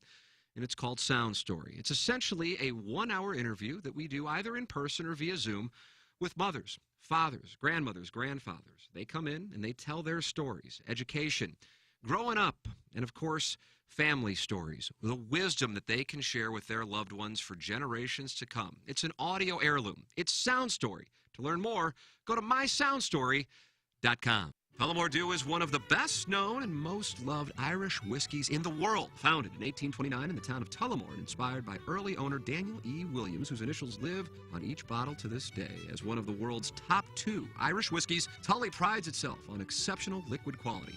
The original triple blend of malt whiskey, grain whiskey, and pot still whiskey come together to create an unrivaled taste and character like no other in the category. Tullamore Dew, Irish whiskey, imported by William Grant & Sons, Inc., New York, New York. Please enjoy Tullamore Dew responsibly. Hey, it's Jackson for Rosalitas. TMA listeners know that Rosalitas Cantina has the best patio and the best Tex-Mex in town. From tableside guac to piled high nachos, the amazing menu at Rosalitas is full of classic Mexican dishes. Plus, it's always time for a margarita, and Rosalitas has the most delicious house and specialty margs in town. Enjoy happy hour specials Monday through Friday from 3 to 7, and let Rosalitas cater your next event. Check out rosalitascantina.com or visit the downtown or DePere location today. Time to get your fiesta on at Rosalitas.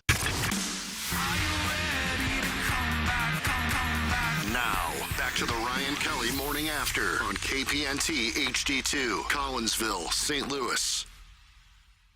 Welcome back to the Ryan Kelly Morning After. Appliance Discounters, 8 o'clock hour. Timothy Michael McKernan, Douglas Elvin Vaughn, the Plowhawk. We're in the Michelob Ultra Studios. Mm-hmm. Ken Strode is on assignment. Probably checking out the fountain or looking up at the stars. Back up. He'll be back. Okay. It is our pleasure to be joined here on the Steve Schmidt Key of North County phone lines by Representative Wes Rogers. Wes was with us a couple of weeks ago explaining what had happened to the sports gambling bill in the Missouri State Senate when it died. Then, Doug, we thought there might be reason for optimism that it was resuscitated. And Wes is with us now to give us his perspective on where things stand. Representative Rogers, good morning. Good morning. How are you guys? We are wonderful. What is the latest? Because we were hearing some things last week that indicated that this might still somehow get done. Yeah, so I'm here on the show of record to tell you what I don't think has officially been said yet. It is dead again. It has no chance of coming back. And there for a little bit last week, it looked like we were going to have a zombie sports bill that was somehow going to see the sign alive. So it actually did make it back to the Senate floor for debate. They couldn't reach an agreement, and it's definitely gone now. So I was hoping everybody would make a fool out of me and pass it, but we didn't have any luck. Well, what killed it this time for good? It's the same thing. So we did make some progress, and we'd made that progress earlier to take the video lottery terminals off of the deal. So it was, I mean, they did get it to the point in the Senate where it was just the stand-up sports gambling bill. So that was some progress, but the problem is, you know, you got to figure out the taxes, you got to figure out the fees, you got to figure out the regulations, and, you know, unless you've got all of the stakeholders on board with that sort of thing, it's just not going to get done. And they were so far apart even a couple of days ago that it just lost steam. Because I know there's and it makes me sick. Yeah, you're not happy about it? Oh, did we lose him? Have we lost Representative Rogers? I'm here. Okay. I'm here. Okay. Sorry. Okay. You said it makes you sick. Elaborate on that. I know Kansas, since we have talked, has passed it, and you being on the western side of the state, that's losing dollars from Missouri, just like Illinois is here on the eastern side of the state. Yeah, 100%. And Kansas, you're going to be betting, by the All-Star break, you're going to be betting on baseball games in Kansas. And Nebraska, actually, who's also extremely conservative, has their bill passed. They're just getting their ducks in a row to roll it out. So now we're looking at a situation where only Oklahoma and Kentucky border Missouri and don't offer sports gambling. So we're surrounded.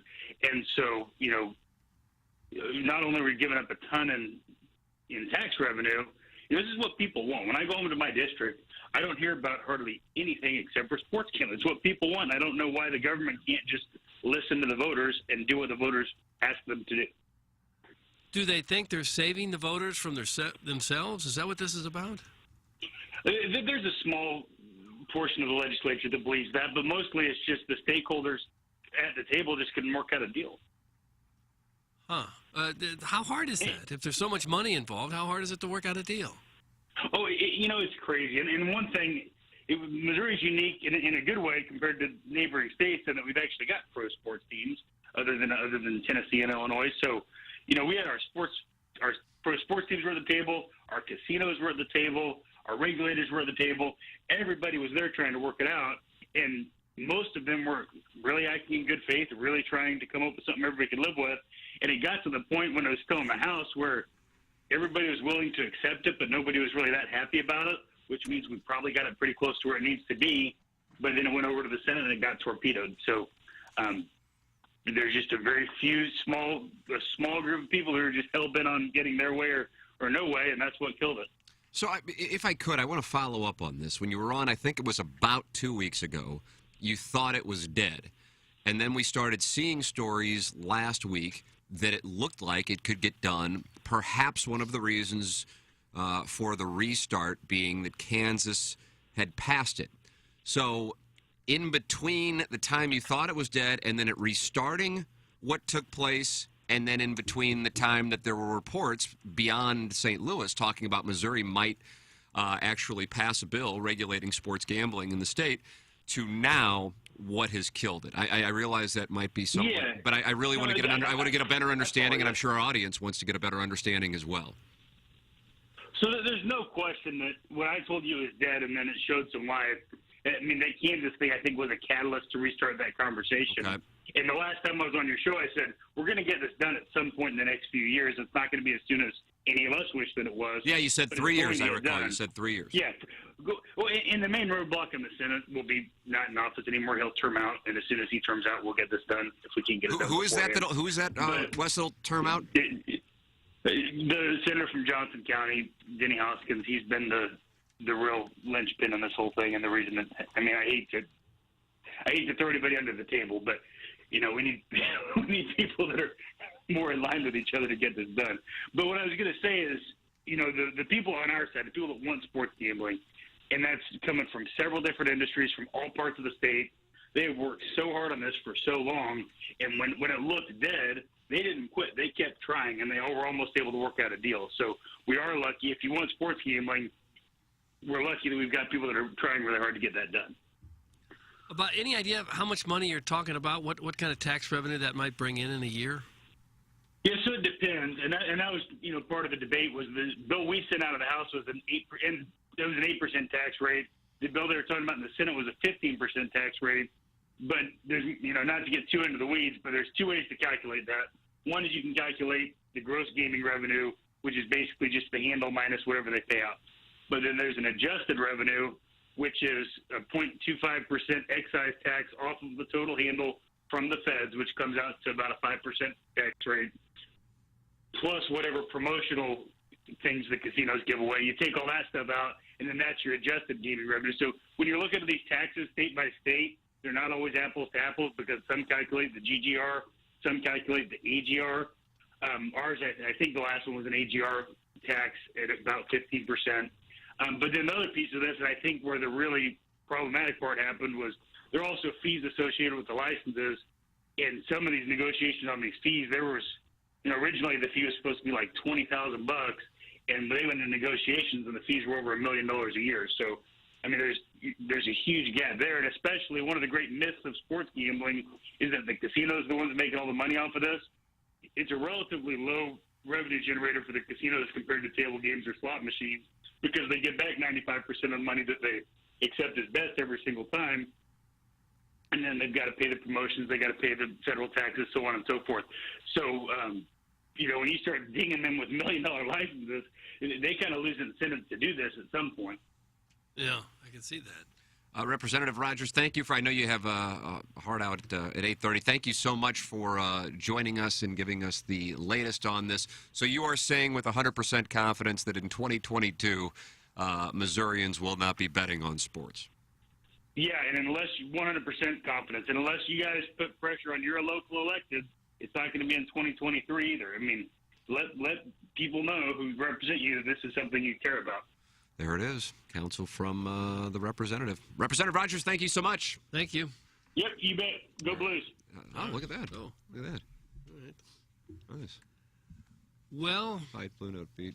Wild. It's disappointing for the state of Missouri to know all that money that's being left on the table or that's going over to Illinois or Kansas. If you're from Kansas City, you just go to Kansas and bet. If you're from St. Louis, you go to Illinois and bet. And I guess you can get it done that way, but that's a lot of money going to those other states that we could be having. Yeah. Super frustrating.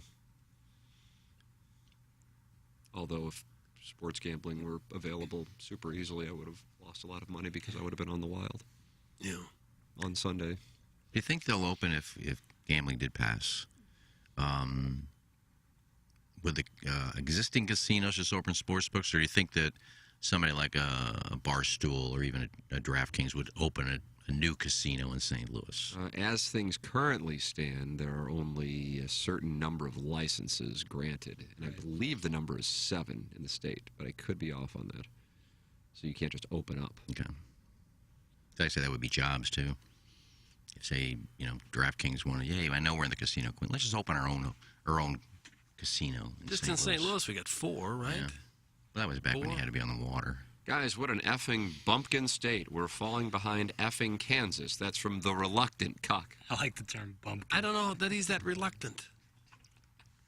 We're the state of Missouri is getting cucked. By Kansas. Kansas is laughing at it. And Illinois. Yeah. So the only 2 border states that don't have it are now Tennessee and Oklahoma? Tennessee has it. Or excuse me, what did he say? Kentucky and Oklahoma, that's what he said. Yeah. So Arkansas has it, Tennessee has it, Mm-hmm. obviously Illinois and Kansas now have it. He said Nebraska's about to have it, Iowa has it, I gather. Yep. Doug, what about Texas? I know that borders Missouri. I don't know. I don't believe it borders Missouri. I have to look at it. 8 states. It's close, though. 8 states do. I think it's the most in America. Is that right? Yeah, 8 states border Missouri, awesome. which is the most. We're going to use that for marketing along with being the best fans in baseball. 6 of them have gambling. Yeah. We are so behind the times. Texas does not have legal sports gambling, which is, of course, the 9th border state. And the people that don't want it, Correct. the people that don't want it, is it all just the slot machines? Or I is wouldn't it- mind getting Representative Hoskins on. Is that who it is? Or is that State Senator Hopkins? Probably Senator Hoskins, because it's dying in the... And since, Wes acknowledged we are the show of record, this is where state politicians go to, give their perspective, right? Yeah. Oh, I bet that Try guy and get sounds like a votes. treat. We would be bordering with Texas if Oklahoma weren't cucking us. Clip that off. Facts. So if it's just a slot machine thing, I think there should be enough people that could just prove that that's not going to harm anything, unless it's the people, gambling, people lose all their checks and more poverty. That was the whole thing before about gambling, is that people can't afford to gamble and they're going to become destitute if we open casinos. Yeah. Guys, I live in Kansas. We're all pretty shocked when they talked about legalizing sports gambling ahead of Missouri. Kansas doesn't lead in anything. Thanks, that's from the 913. Wheat, yeah. Way up there in wheat production. When you follow Kentucky, that's when you know you're screwed. I wonder if there's any state with more of those solar wind panels, wind things. Than Kansas. Solar flares? Not solar flares. Yeah, we're dealing with that right No, now. not solar. The wind. the energy. hawk. Yeah. Oklahoma has quite a few. I mean, you drive for a couple of hours in Kansas and it's nonstop. Yeah, but if But you like get, gerbil farms? Not gerbil farms, the wind farms. we should monopolize gerbil farms. I agree with that. Michael Wellington is going to be with us coming up at the top of the hour. We are in our appliance discounters 8 o'clock hour right now. Michael Wellington is the chair of Birdies for Bipolar. And also, he is on Chris Nagel's bag. He is not on my bag. No. Kind of surprising. A little disappointing. Thanks. I'll be, yeah, I mean, I'm thrilled to have you reading the putts. But Michael Wellington has caddied in the U.S. Open. And Well, when I you're caddied playing. on the LPGA Tour for 6 years. So. Okay. All right. Okay. Take that, Willie. That's not as impressive as the U.S. Open, men's. My girls made the cut all 6 years I caddied. I don't believe Chris Nagel did make the cut. Did he make the U.S. Open? Yeah, he was a hole behind Phil, and he decided he was just going to stop the ball rolling on that green. God, that was all-time greatest thing. Was there really? Was Nagel behind him? Yeah, he was. Oh, I didn't know. Played with Hao Tong Lee that weekend. Fuzzy, can you put me down? Oh, Doug. A Put him lady must down. be calling in Put again. him down! Hey, why don't we have some barbecue and celebrate the fact that a lady is calling in? Salt and Smoke will be out there for the Dotem, presented by Michelob Ultra on Thursday and Friday. You get donut driving in the morning, you get Salt and Smoke for lunch. Doug, we're fattening them up for the slaughter. That's what we're doing.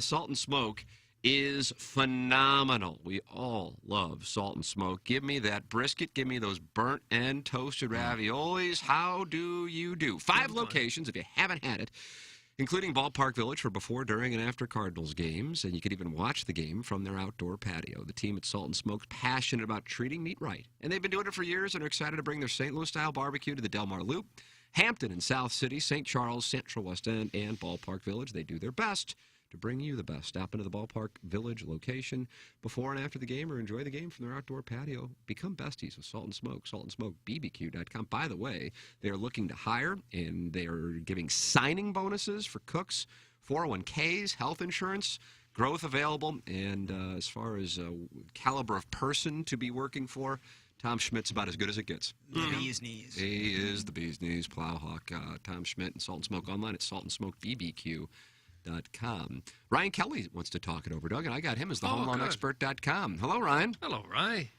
I like Salt and Smoke. Yes. Yes. I'll take me some of that brisket any day.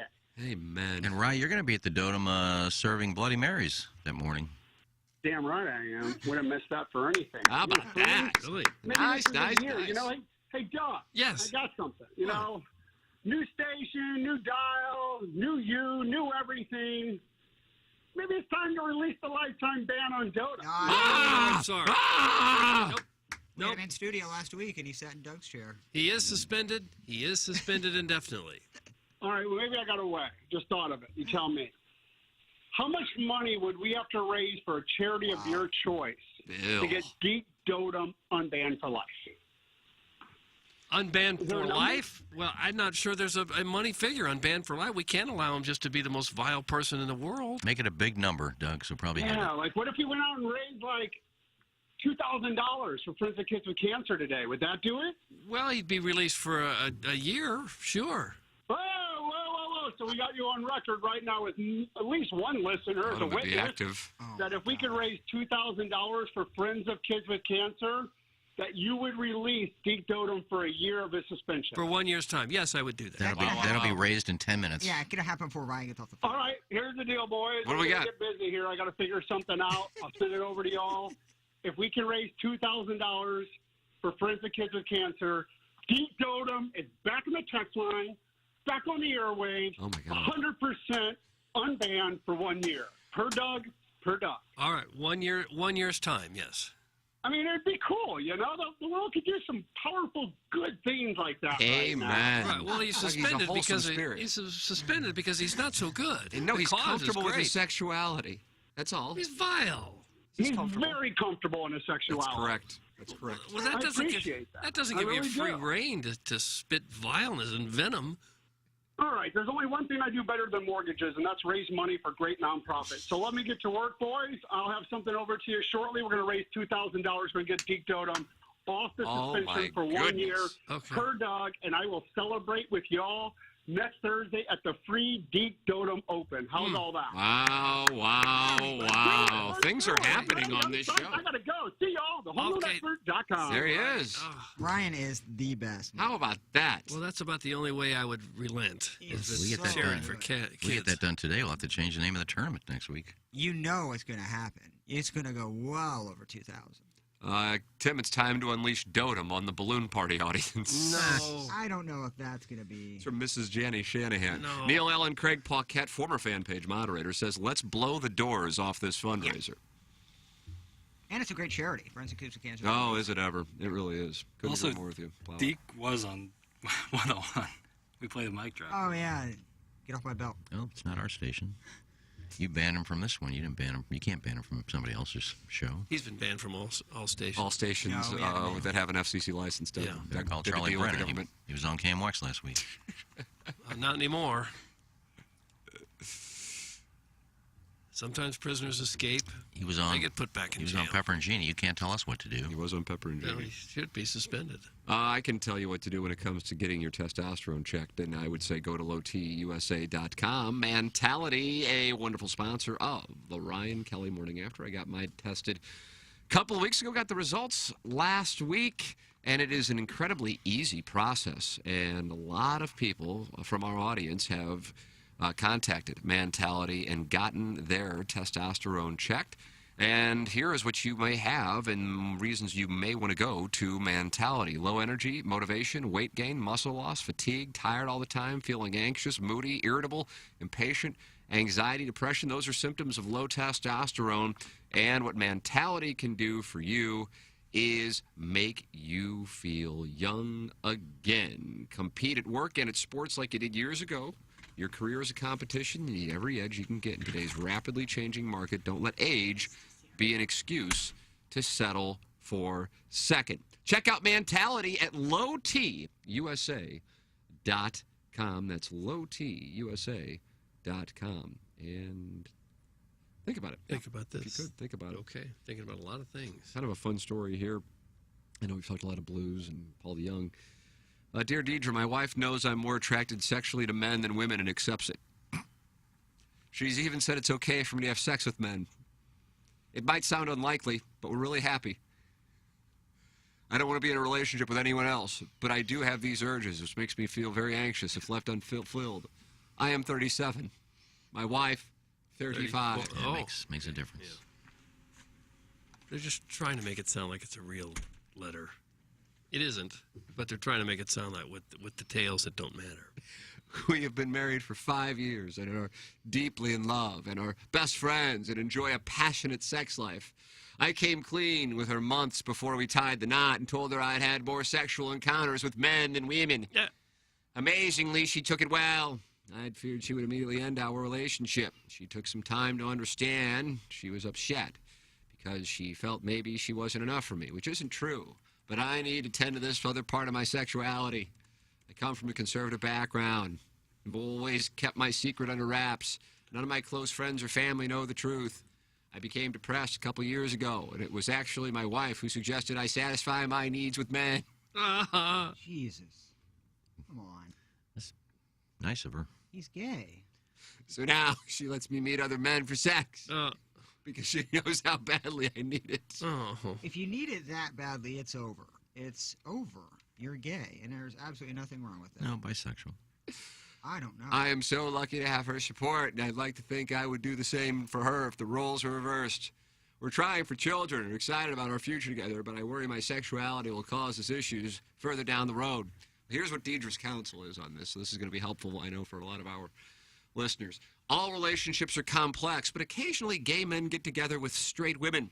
Sometimes that can be for the sake of convention, as many gay men feel family pressures or have a fear of coming out. Many would say you have the best of both worlds, but suppressing your true identity is stressful. I believe you love your wife, but she deserves a faithful husband. She is already feeling inadequate. And you run the risk of becoming frustrated because this is not a marriage you are meant to be in. You are trying to be somebody you are not, which is a miserable place to be. Bringing children into the mix will complicate things further. So it would help if you talk to someone who fully understands your situation, and then you can work out what you really want. Contact switchboard.lgbt. What? My support pack gay questions will help you. Imagine calling Contact. a switchboard and explaining that story to them and being transferred to the proper department, I guess. I don't Transferred know to how does that Tavistock. even work? And the number is switchboard.lgbqt. Is that what No, it's switchboard.lgbt. Okay. I don't understand what his problem is. You told your wife you liked guys before the marriage, and she was fine with it. Now she's telling you to act on it. She must be a dog. What's the problem? I don't really know what the problem is. I have to be I don't see honest. much It of a sounds like problem. everybody's good with the whole situation. Yeah, so why are you emailing her and she says your marriage is a sham? Doug, how do you explain this? It was just a poorly written sham letter. Well, you're 5 years into the marriage and you're already banging dudes. Like, my thing is, in the next 10 or 15 years, probably going to be more aggressive towards getting with men. You Gonna are? No, I'm saying He the is. guy is Oh. probably going to stop having sex with his wife, start having more gay sex, and that's going to cause a rift. He said they're having great sex. Yeah, but I don't believe that. Well, the whole thing's made up anyway, but Yes, it is. I'm just going by the premise that it's real. I don't see the problem. You're bisexual. You like men. She has no problem with it. You're having good sex with her. Why are you emailing Deidre? I don't think he's bisexual. I think Deidre kind of nailed that. I don't like her explanations a whole lot. I think hers in this one was spot on. Well, if you're having sex with women and men, that's basically the definition of bisexual. Guys, I'm jealous of this guy. Thanks. That's from Mr. Big Cream. Oh, of course he is. Probably Big Jim Slade is as well. Big Jim Slade. The fact that he has like a hall pass to jackhammer is probably less than 1% of marriages. Doug, you think 1 out of every 100 marriages has a husband who's sleeping with more men than... I don't know. And maybe she's into women. Have you ever known, I'm sure it's happened, two swinging couples that are bisexual, that when you hook up with the other couple, the guy goes with the guy and the girl goes with the girl? That's a common... No, I'm saying it probably doesn't. It happens. It had to happen at some point, but yeah, that's not a common Is that practice. explained in advance? Well, yeah, I'm sure. Okay. You just don't go into it and just. Oh, by the way, you're not with her tonight. You're with me. Say, I always want to be a good host, but might be a tough That was one. not explained to me in the pre-swinger meeting. Pre-meeting, pre-show meeting. Pre-swinger meeting. Pre-coitus meeting. And you need to have those because, Work out terms. well, a lot of Swingers times, have meetings? Board meetings. Well, you need to make sure the other people are comfortable. They may say that they like to swing, but I've seen it happen where one party is not really into it, How but have you goes seen along that with happen if you're not a swinger yourself? I've seen it at Hito. I've seen guys talk their wives into it and vice versa, that because you're in this big sexual energy atmosphere that we're going to try something. And one party wants to try it and the other one goes along, and I've seen people argue and stomp off and not talk to their significant other the whole rest of the trip. Because they Do tried you see something. that as an opportunity to go No, saddle no. up to the It happened once. wife? It did happen. I confronted they were staying right next to me. Yeah, sure they were. I was in room 2179. They were in 2180. Right next to I heard him yelling and screaming. And I saw him that afternoon try to hook up with this couple, and he was doing all the work, and she just kind of sat there. And He was doing what work? well, he was engaging, and she just kind of shied away because she wanted to do what the husband wanted to do, and she really wasn't into it. And they had a big argument. He stomped out, and that night I went to the hot tub, and she's sitting there naked on the side of the hot tub with nobody else there. That's when you moved in. Yep, that's your time. I just went down to see if they had treated it yet. You know, they always treat it while people are at dinner to get rid of all the... Yeah, like I said, you know. Yeah, you need to treat it from the quote-unquote, all the suntan lotion from the day. Oh, yeah. So they treat it while everybody's at dinner, and then the hot tub usually opens up about 10. And I went down to the check-it before I went to the piano bar. She was right and there. she was just sitting there by herself. So I went over. Hello, opportunity. Meet Mr. Johnson. She was weeping. She was weeping. And I went over and comforted her. Right, I Captain Sable. And I said, well, let me go get undressed, and I'll come back down and I'll join you. And we did, and that's when it happened. What happened? What is it? Yeah, you just yada yada yada this. No, we went into the grotto, the waterfall, and we just had fun. Did you make passionate love?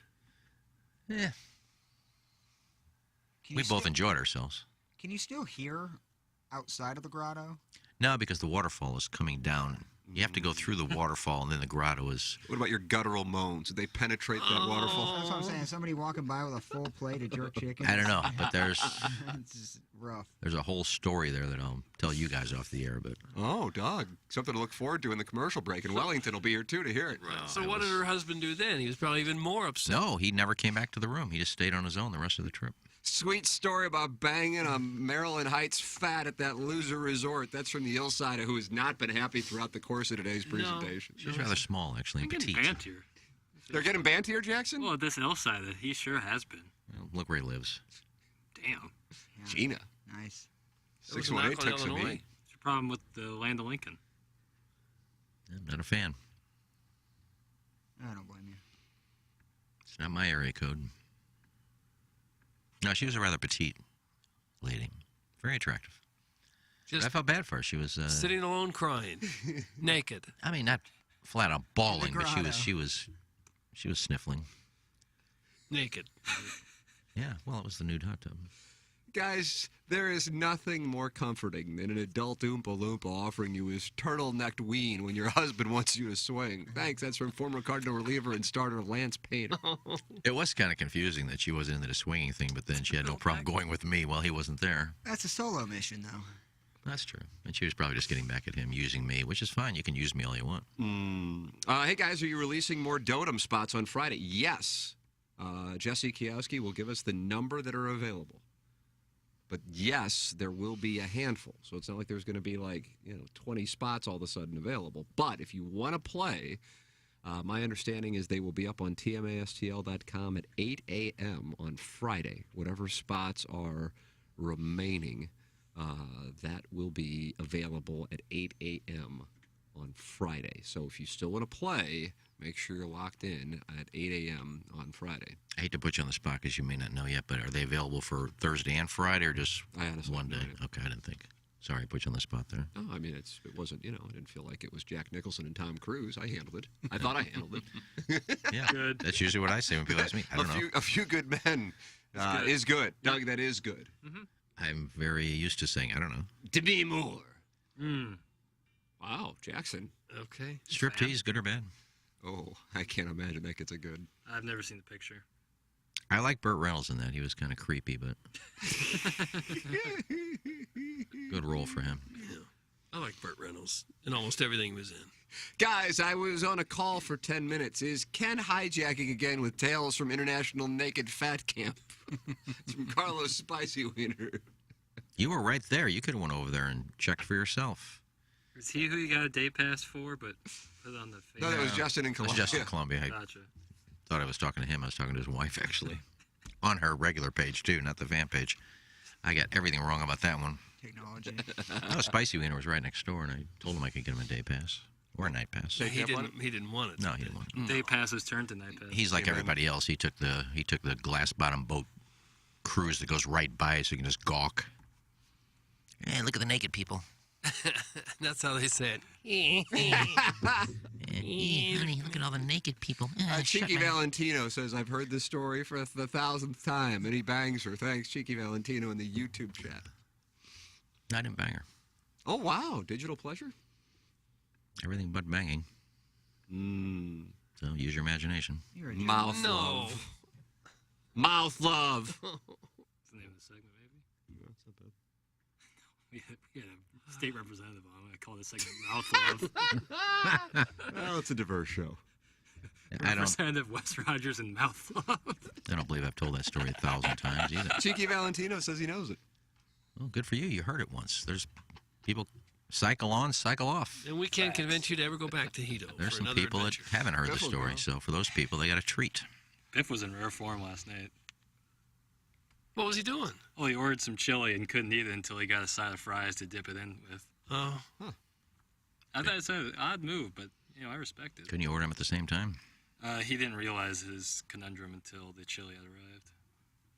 And then he put a G on What do you think? the note. Fries came with the chili? Blase note. They Blase note. Blase note. Let's go. Blues.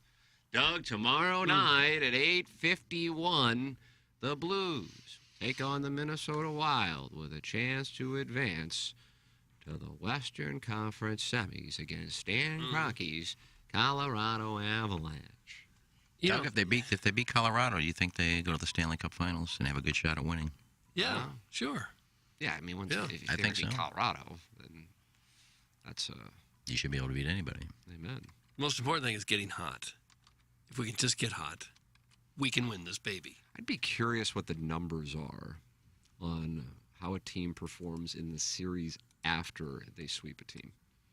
Because as weird as it is, and I feel like there's this can be something that carries over both in baseball and in hockey. I remember the Blues when they played the Avalanche in the Western Conference Finals 21 years ago. They had swept the Stars. And Peter Forsberg, do you remember that? He had like an appendicitis or something. I don't know what happened. Yeah. And I'm like, man, the Blues are going to win this thing. Holy crap, they swept the Stars. Stars had been in the Stanley Cup Final 2 years in a row, and the Blues beat the defending Western Conference champions at that time, and then they lost in 5. I remember when the Cardinals beat the Tigers in the World Series. They were coming off a sweep of the A's. Just weird things. Yeah. I got the stat for you, Tim. We actually have that knowledge right here, right now. You just sit around and have that time off. Yeah, because you think the rest is good, but sometimes it can kill momentum. There have been 25 four-game sweeps in the first round of the NHL playoffs since 1987. Teams that win the first round in the four-game sweep won 11 series and lost 14 series in the next round. Wow. I wonder what it is across the board in the NHL playoffs. I don't know if that data is available. I guess if the first round data is available, it probably is.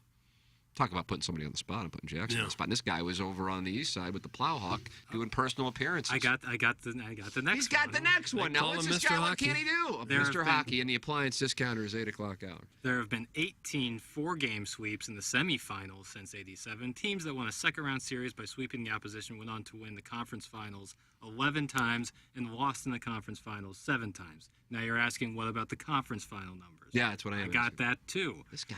There have been 6 four-game sweeps in the conference finals from 1987 to 2011. Those 6 teams that went on to win the Stanley Cup 3 times and lost the Cup 3 times. Doug, this data is inconclusive.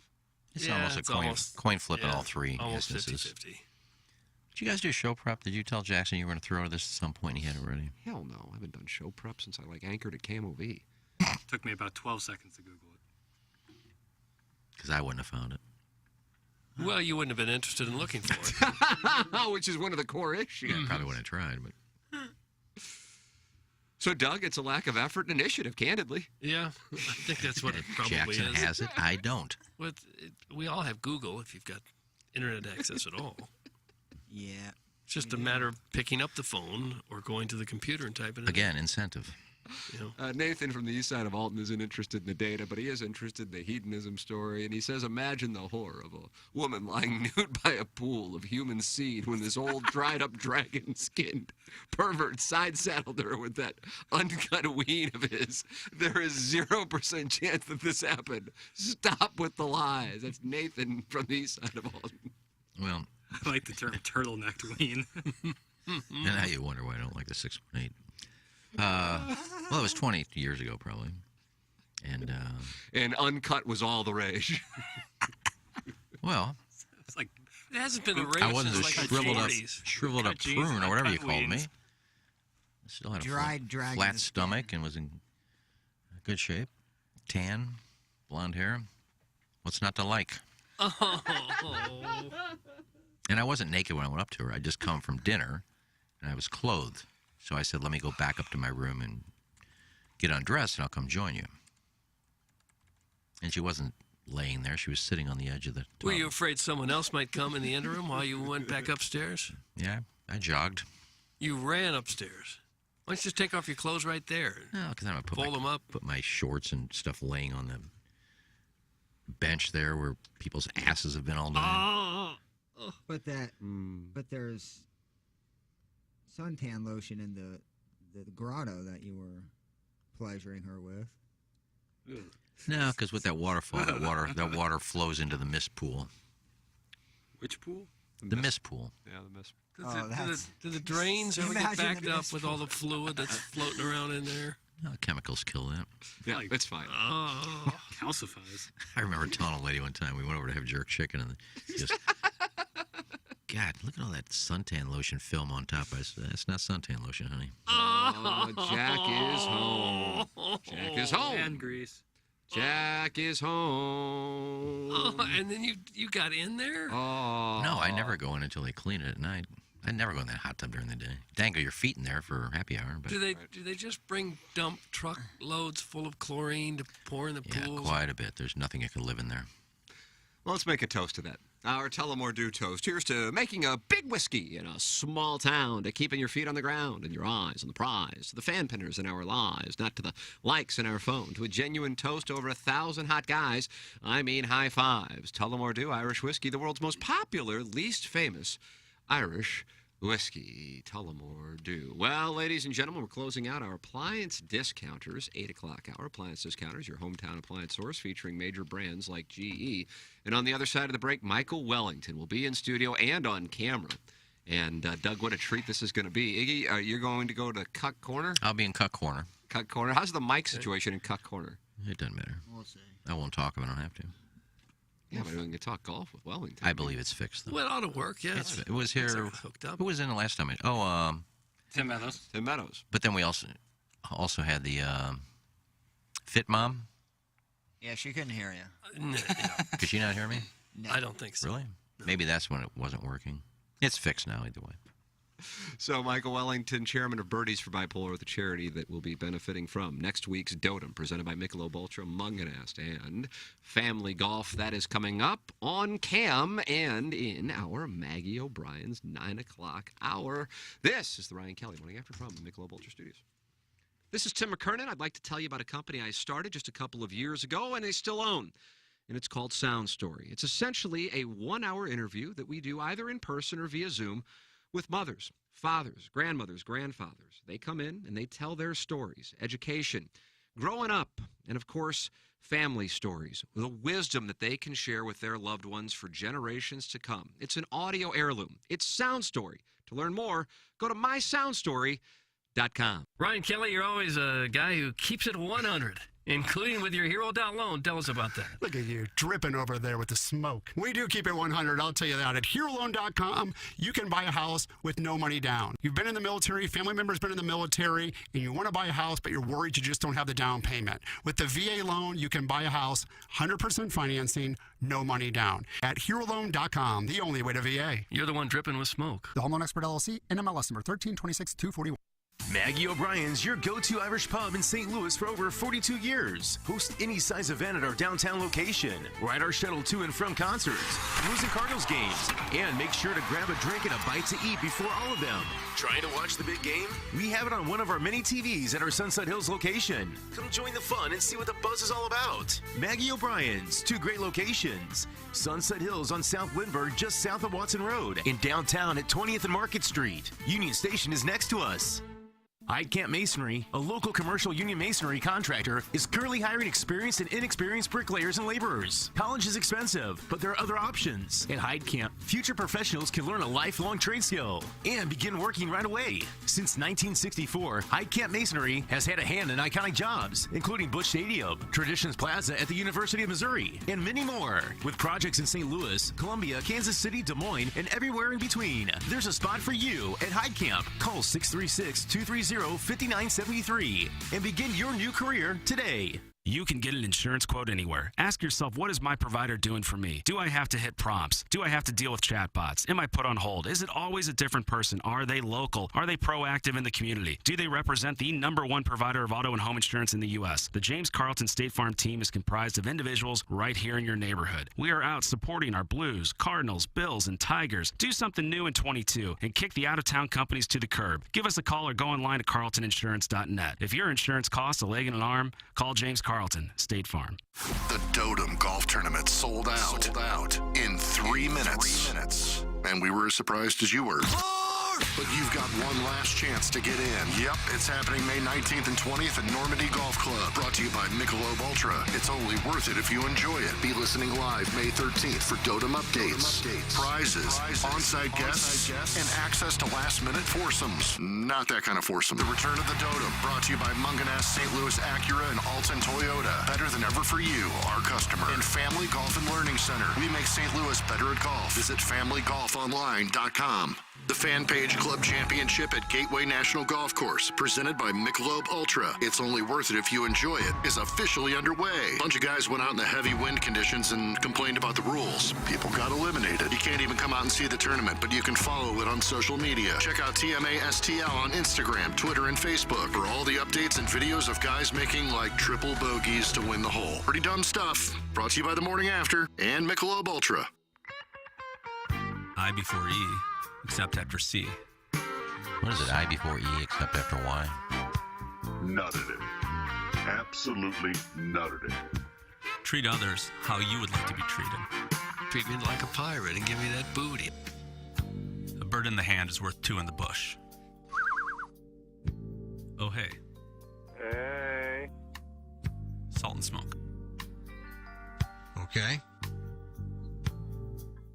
Live from the Michelob Ultra Studios, KPNT FM HD2, Collinsville, St. Louis. This is TMA All Day. KPNT HD2, Collinsville, St. Louis. Now, back to the Ryan Kelly Morning After.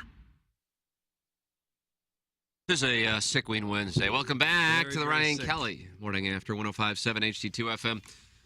Ryan Kelly texted me during the break, and he said, we are building a landing page with the donation link now, and I'll have it to you within the hour.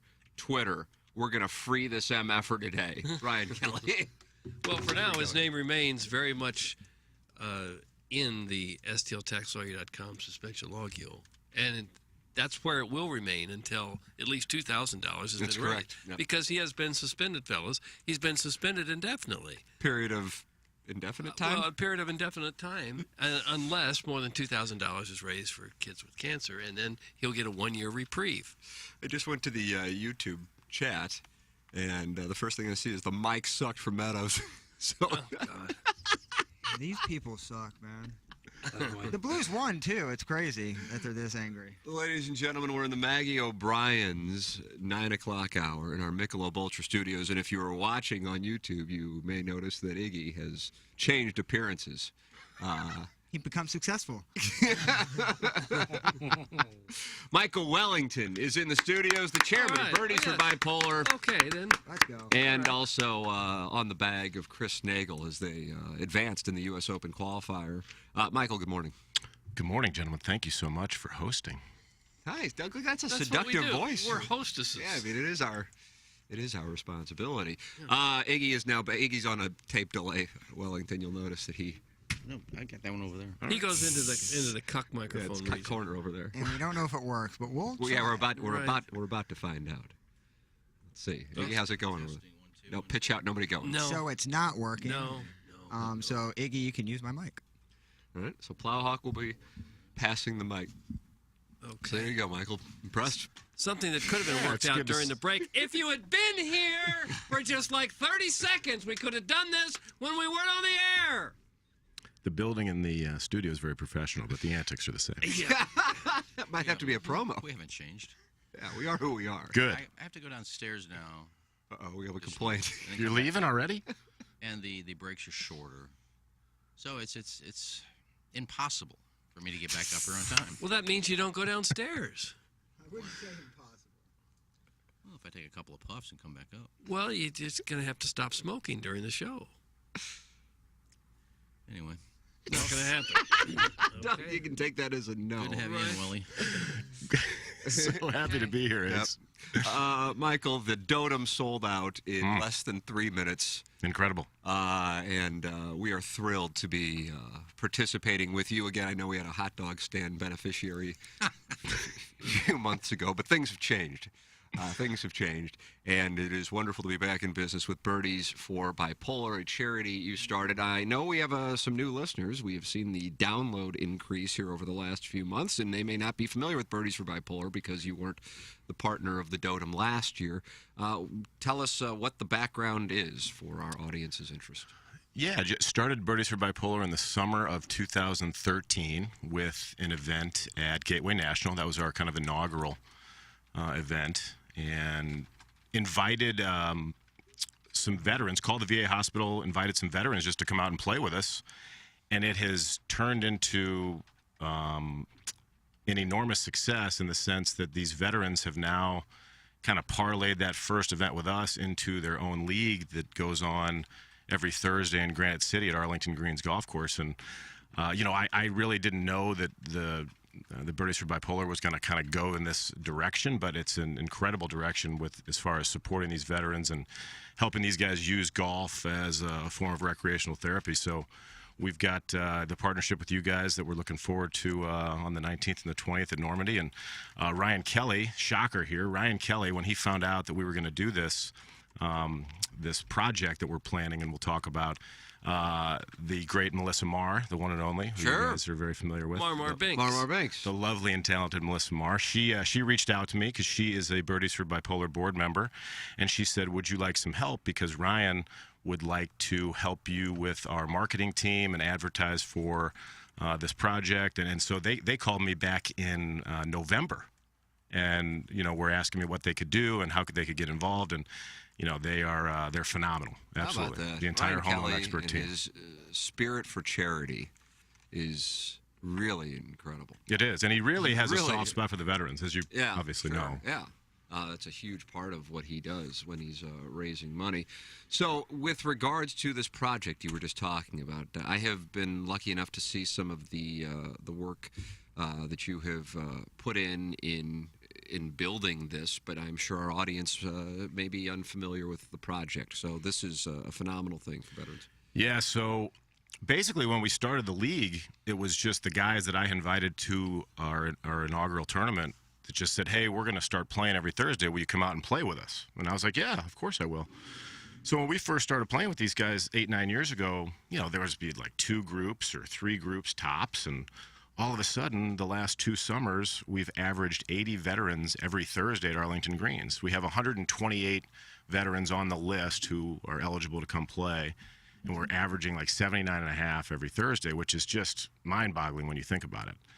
And so we had all this momentum, and towards the end of last fall, it was starting to get cold, and I thought to myself, we need to do something to keep these guys going in the winter months. And because if anybody knows anything about PTSD with veterans and the depression that comes in, the seasonal depression of the cold weather, as I'm sure you guys have talked about many times, it's brutal. I mean, cold weather sucks. It's the worst. And so it kind of exacerbates all those symptoms that those veterans feel. So we had the idea to build an indoor golf simulator space, and that would enable these guys to continue their league that they're doing every Thursday during the winter months, because basically the league was going from May all the way till Halloween, more or less, and then they would just stop. And, some of these guys, they didn't have anywhere to go. They didn't have anything to do during those Thursdays. They didn't have anything to look forward to. And I found out, we did a little video that we'll put up on the fan pin, and it just, all these guys explained, like, how important this league is to them. And the golf is a cool part of it, but it's just, like, more of, like, the camaraderie of them getting together and kind of giving each other trouble, and the Navy guys making fun of the Army guys and vice versa. And so so we're going to try and build that. We're going to build this this indoor space that they'll be able to use for those cold months, and I'm excited about it. I mean, it's we've done a lot of golf tournaments, we've done some comedy nights, we've done some trivia nights, but this is something that's really going to help these guys now and for a long time in the future. Outstanding, sir. That's like their own therapy, a lot of the veterans will go get therapy, but when you can do that and have so many of them together, it's like their own therapy. Yeah, I mean, there's no doubt. I mean, and seeing some of the guys, watching them play for 7 and 8 years, some guys had come back and had lost a limb, and I have one guy, I'll just say his name. His name's Bobby Hutchinson. The progress that he has made from both a physical and mental standpoint. He lost a leg. He wasn't real fit when he came back. He kind of went the wrong way. Then golf transformed him. Now he's in unbelievable shape. He's in his early 40s, and now he's traveling around the country, and I believe he's going to Europe this summer. He's ranked inside the top 100 of amputee golfers in the United States. So to watch that guy go from a place where I was worried about him, what was going to happen to him because of both the physical toll and also the mental toll, to see where he is now, that just tells me that this league and golf in general is so helpful. Birdies for Bipolar is the name of the foundation Michael started. When did you start that? How many years ago was it now? I guess we're going to be on our 9th year. This is our 9th year. How do you do? Yeah. And if people are interested in donating, and I'm seeing texts already coming in, how can people donate, Michael? I think we're going to put some stuff up on the fan pin, and you can always go to our website, birdies4bipolar.org, the number 4 in there, birdies the number 4 bipolar.org. You can go there and do that. You can use our Venmo account if you want, at birdies4bipolar, same spelling and whatnot. But yeah, I mean, we feel like it's a community thing. The Birdies for Bipolar has been a community organization from the get-go. I mean, people like Melissa Marr, people like Ryan Kelly, you guys. We've got some other companies. Caddying Construction produced an amazing virtual walkthrough of the space that we're going to create. So it's a lot of companies, from St. Louis helping out. So that's the cool thing about it. It's like one big team. This was just sent in by the Warson Woods Wacko, who I believe you're familiar with. I got a good story about him, yeah. Oh, we'll have a Warson Woods Wacko story momentarily. Yeah. Virgin, I can't go to the Dotem, but I want to donate $500 to Birdies for Bipolar. How about the Warson Woods Wacko? What a gentleman. That's very nice. I'd like to tell you about him. So, obviously, I had heard his name. He's in war with Hugo Posh and Mr. Licks on this show. Okay, that's good to know. I had heard his name, as many names you hear on this show, and I never knew who he was. No, we don't know. And I was playing golf in Florida in like February, and I was in a group and started playing with this gentleman. And he told me his real name, and he said, "You may know me from the morning after." I said, "How would I know that?" He goes, "I'm the Warson Woods Wacko." Oh no! People introduce themselves in Florida by their TMA text names. I mean, what are the odds of that? Was he playing Medalist? No, he was playing the Wanderers Club. The Wanderers Club. Yes. And it was just a whack job. He seemed, pretty normal for the most part. But obviously his name would suggest otherwise. Right. We don't trust any of these fellas. He didn't look like when I pictured the Warson Woods Wacko in my mind before meeting him. It's not what I pictured. Really? No. And he thinks he's a celebrity. So you probably know who I am. What? He's invited me to play Medalist with him in Jupiter, but I haven't gotten a chance. I haven't gotten the official invite yet. He said he's going to. I have, but I haven't gotten the date set. So the tee time is still TBD. He hasn't played it either. Hey, what happened? He doesn't. No, my foot's caught in the. I noticed. Is that like the penalty box over there? I don't know what the hell was going on. He kept looking away like with his twitch. And I go, "Oh my God!" I put my foot in the Manscaped box. No, it's not supposed. It's not for the foot. Shaving my ankles.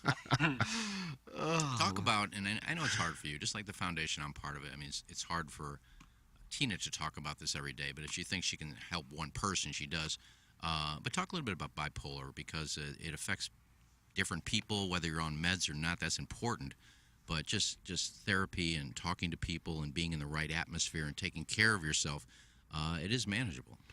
No question, it's manageable. I will say, and if anybody's read my book, it can be kind of wild. Yeah. Especially now, to be fair, in those years of the action from my book, I wasn't exactly taking care of myself all that well. Alcohol, I haven't had a drink in 10 years. And is that right? Yeah. 10 years. Yeah, thank you. But anybody I think that knows anything about the depressive side of bipolar, alcohol is just absolutely poison. I mean, because you already have the depressive gene in there, and you throw the alcohol on top of it, that's just like gasoline on a fire, right? So I had to learn, to keep that out of there. And I think in St. Louis, being the home of Budweiser and drinking is very celebrated here. I was telling somebody yesterday, I said, if I could go back and do it all over again, I would keep the bipolar, but I would have never started drinking ever.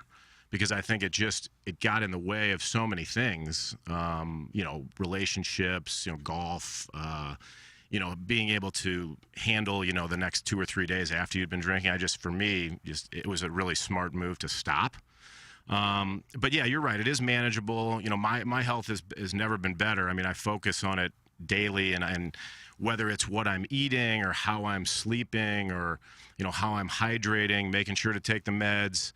You have to do all these things. I was telling Timmy the other day when I saw him, I was down at Pinehurst. I had to do a mental health talk at Pinehurst about 3 or 4 weeks ago, and one of the things that they asked me about was, do you see any similarities between bipolar and golf? And I said, well, the main thing is, like, if you ever play golf and you play match play, Only Tim understands that here. Of course. Michael's had some success in the game, but he defers to me on match play. I wouldn't think you'd get it. Right. Yeah, I mean, he only played match college play, golf in his caddy in the USA. match play is the perfect, I guess, approach when it comes to bipolar, because every single day, and any mental illness, I figure the way I look at it is I have a match, and I'm going to win the match every single day. At least that's how I look at it now. But it took me a long time to kind of figure out how to win the match, what I had to do to feel right. That's interesting, because the ebbs and flows, you're inevitably going to have a bad hour, I guess is what you're saying, but you got to bounce back. Is that yeah, it can be an hour. It could be like a day or two. Okay. But, I do certain things. Like I have a writing exercise that I do that helps me. I exercise. I train and exercise like I would if I was training for a triathlon or something, even though I'll never do one of those.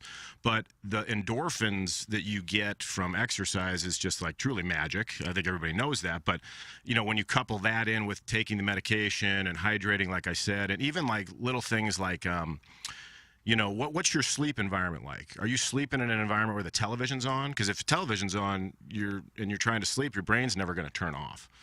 Little things that I eat. I eat a lot of probiotics because the gut health really has an effect on the brain health. I try to do all these things, and I might not get to all of them every day, but I have a handful of things that I try to do each day that help me manage it. And like you said, Iggy, it is manageable, but a lot of people just hear the horror stories and they think, oh, well, this person has bipolar, he or she is crazy. Well, yeah, we're certainly capable of crazy behavior if you're not medicated and you're not taking care of yourself. But if you do all these things and stay on it, you can have just as productive life as anybody.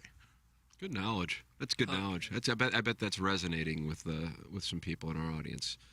Because when you've been in before and you've talked about it, but I've never heard your thought process on how you need to take care of it on a daily basis, but ways that aren't just medication. Oh, yeah. See, that's the thing. I'm glad you said that, because a lot of people think, well, if I just find the right pills, I'll be fine. Well, that is horrible. It's a horrible approach, because it's a bunch of different things stacked on top of each other. And I think from my background of playing sports, being a competitive athlete in different sports in high school and college and beyond that approach is going to be way more successful than if you weren't familiar with how to compete. Because every single day, like I said, you have this match, you've got to compete against it. And if you do all the things you need to do, you can win every time. But certainly it took me at least 10 years to kind of figure out like how it all worked, because I was not consistent certainly for the first 5 years of knowing I had it or being diagnosed with it about taking my medicine. But to your point though, it's not just the pills, right? It's all these different things. And once you find that kind of recipe for yourself, music therapy is a good one. There's a bunch of stuff out there that's helpful. Music therapy? Music therapy is actually something I learned this when I've had a number of hospital stays, unfortunately, and I learned this actually at a hospital stay at Barnes Hospital. I went into this room, it was like kind of like a recreation room, and there was a nurse in there, and she had an iPod. Are iPods still out there? They closed it down yesterday. 20 years. They really did. I read an article that they shut them down. She said, this is music therapy time. I said, well, what does that mean? She said, well, music is such a powerful thing that, if you use it and listen to music that moves you, you can pull yourself out of depression. I thought, man, that's really? I thought that's really cool. We've all had that feeling when you listen to a certain song, whether it's on the radio or maybe you're at a concert and you get that hair on the back of your neck stand up, right? Like that feeling. And that's a good point. That's what she was trying to tell me, was like, music is so powerful. And I think Iggy's obviously a big music guy. You can change your mood just by listening to some different music. And really, bipolar disorder is, by definition, a mood disorder. Yeah. We getting some text here, and you can text in 314-881-TMA5. Our guest in studio, if you were watching, is Michael Wellington. Many of you, of course, listening and podcasting. And if you do want to ask any questions of Michael from Birdies for Bipolar, the charity we are working with, as we have for most of the years with the Dotem Golf Tournament, send them in 314-881-TMA5. What kind of advice do you have for people living with bipolar or dealing with it? I think a little bit what we touched on a minute ago, no alcohol. Just don't even put it in your body. Yeah. Why would you even, I look at people now, and some that I know that have bipolar, and they drink, and I'm like, what?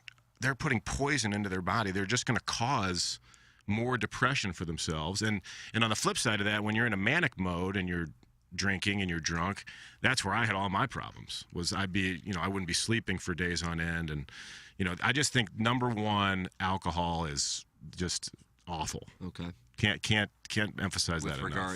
With regard. If you have bipolar, do not have alcohol in your system, or keep it out. And you said you work with veterans a lot. Is there a similarity between the symptoms with PTSD and bipolar? Precisely, and that's why we've been partnering with them or working with them, is because the depression that the veterans feel is the same depression you would feel with someone that has bipolar. But also, you could not have a mental illness and have depression, like if somebody got divorced or lost a job, or somebody passed away in their family, right? But there's a lot of symptoms that are similar that the veterans feel from PTSD, and that's why when I get together with those guys, sometimes guys will pull me aside and they'll say, "Hey, what do you do to combat your depression?" And sometimes I'll ask them, like, "What do you do to combat your anxiety?" Whatever it might be, depending upon the day. And this is over the course of like 6 or 7 years when we see these guys at our league, and because when I go over there and play, I'll always play with different guys. And but you're right, Doug. I mean, the similarities are identical with the depression from PTSD and also the depression from bipolar. Now, I had a quick question in terms of, obviously, you said alcohol mixing with the bipolar is a recipe for disaster. You deal with a lot of veterans. They can have a wide range from PTSD to depression. Is medical marijuana something that you recommend? Do you see some of your veterans that you talk with on a daily basis use that? Obviously, I know alcohol, THC, CBD is a lot different. I didn't know if that was something that was recommended, or great question. So we partnered with Proper Cannabis on a golf tournament last summer at Old Kinderhook at the Lake of the Ozarks. Somebody asked me that exact same question when I was at Pinehurst a few weeks ago, and I'll give you the same answer. I believe in the people that I've talked to in my own experience that cannabis can be helpful with depression. I question whether cannabis is helpful with anxiety. I think that cannabis could potentially stir up that extra thinking with anxiety. But on the flip side, when it comes to depression, if you're down and out and you're like not leaving your house and you don't have any energy, I believe, as maybe you probably would as well, that cannabis can spike some energy. Correct.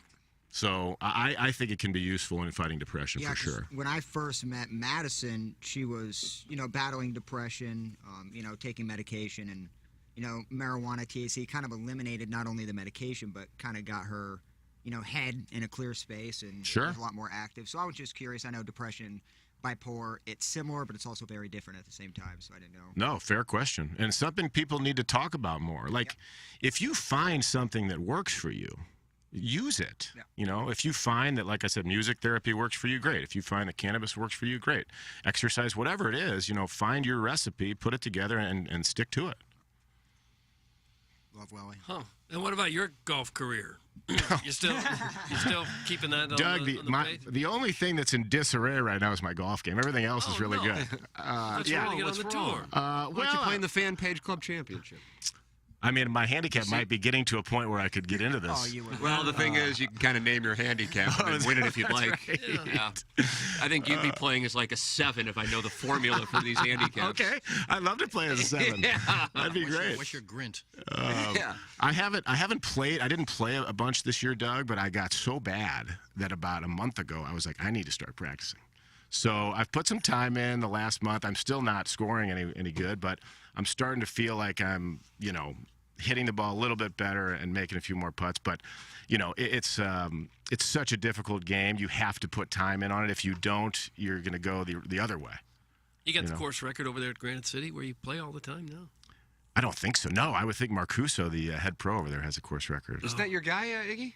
Yeah, tell Kuz I said hi. Oh, let me say something about him. That guy has been, if not, he's either the first or second most important person with this league blossoming. It's a tie between him and Herman Lugie, who's our commissioner of the league. But Mark has allowed the veterans to come out there for 8 or 9 years now, and he just welcomes them with open arms. He is so helpful. He is one of the best dudes out there. And so without him, like, that league doesn't happen. No question. He's awesome. I said I haven't seen him in a while. He is a great dude. I will. First league date is May 26th. So Tell Kuz I said hi. Doug also wants to. Plowhawk and I will not task you with that, but Doug and Eddie, please do.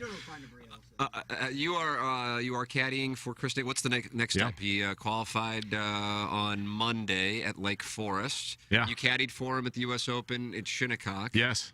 And so there's one more step, though, right? Yeah, so we'll have sectional qualifying on June the 6th in Springfield, Ohio, which I'm hoping we're going to get that assignment because you put in when you do your requests, you put in one or two, and they usually send you to your first one. So we'll hope to go back there. We've been there before, and we didn't get through, but I think that it was the first time I saw the golf course, and there was a couple strategy things I wanted to change off the tee with him at that venue because I think the course sets up really good for him. He doesn't have to hit driver everywhere if he doesn't want to. And, he's done it before. And what he did on Monday at Lake Forest was truly a show of mental fortitude and grit. I mean, that was brutal conditions. It was mud balls, bro. It was blowing 20 to 25 all day. There was mud on every golf ball, whether you hit it in the fairway or the rough.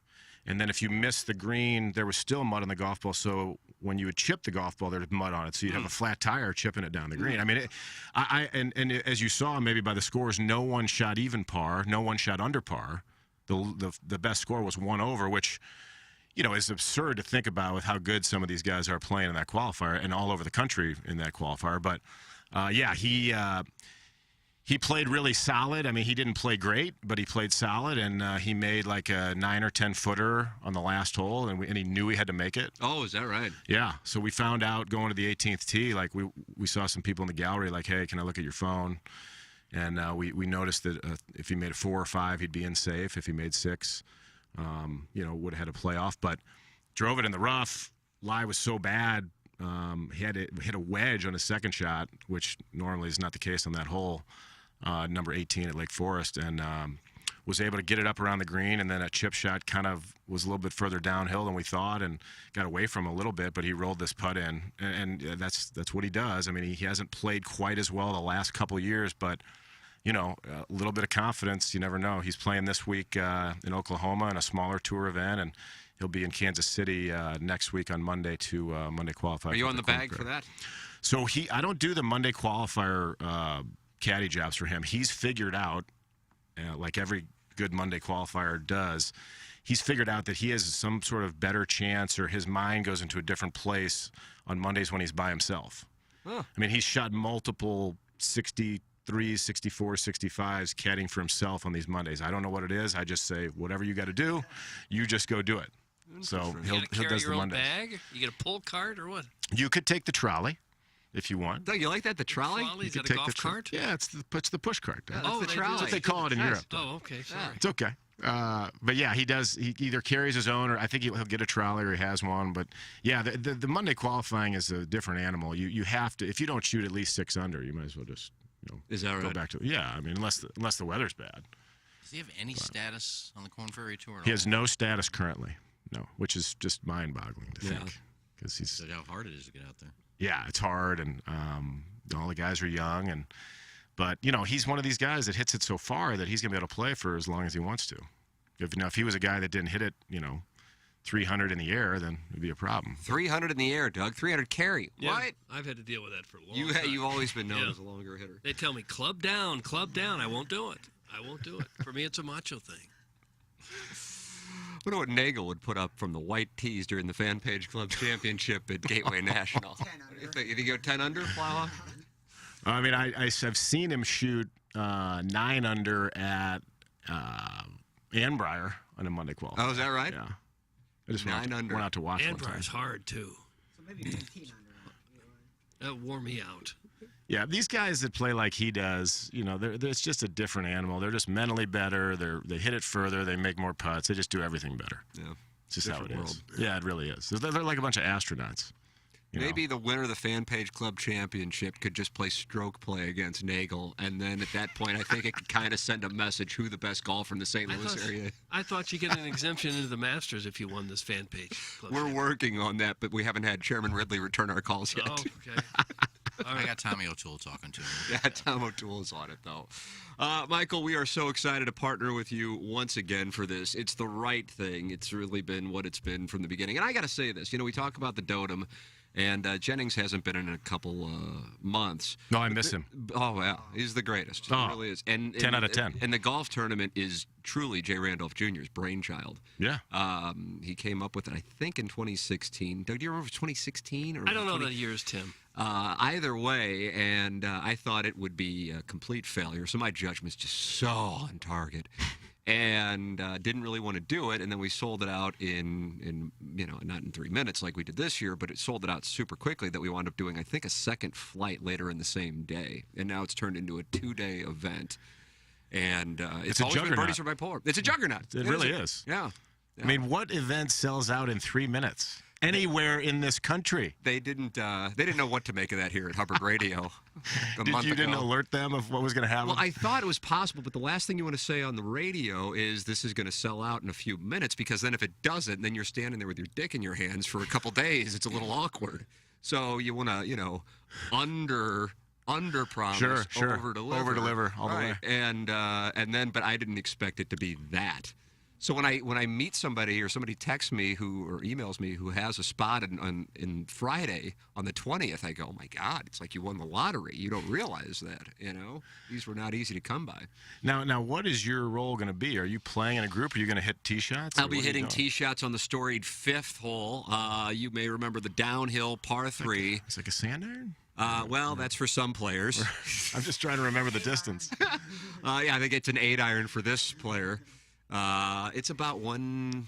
Iggy, what is it? I mean, that's that 2-tiered green. Isn't there another? If you're there's above the another par hole, three it is right next to it. Right? There is, and that's number 12. Big Al, our caller, hit a driver hole in one. Okay.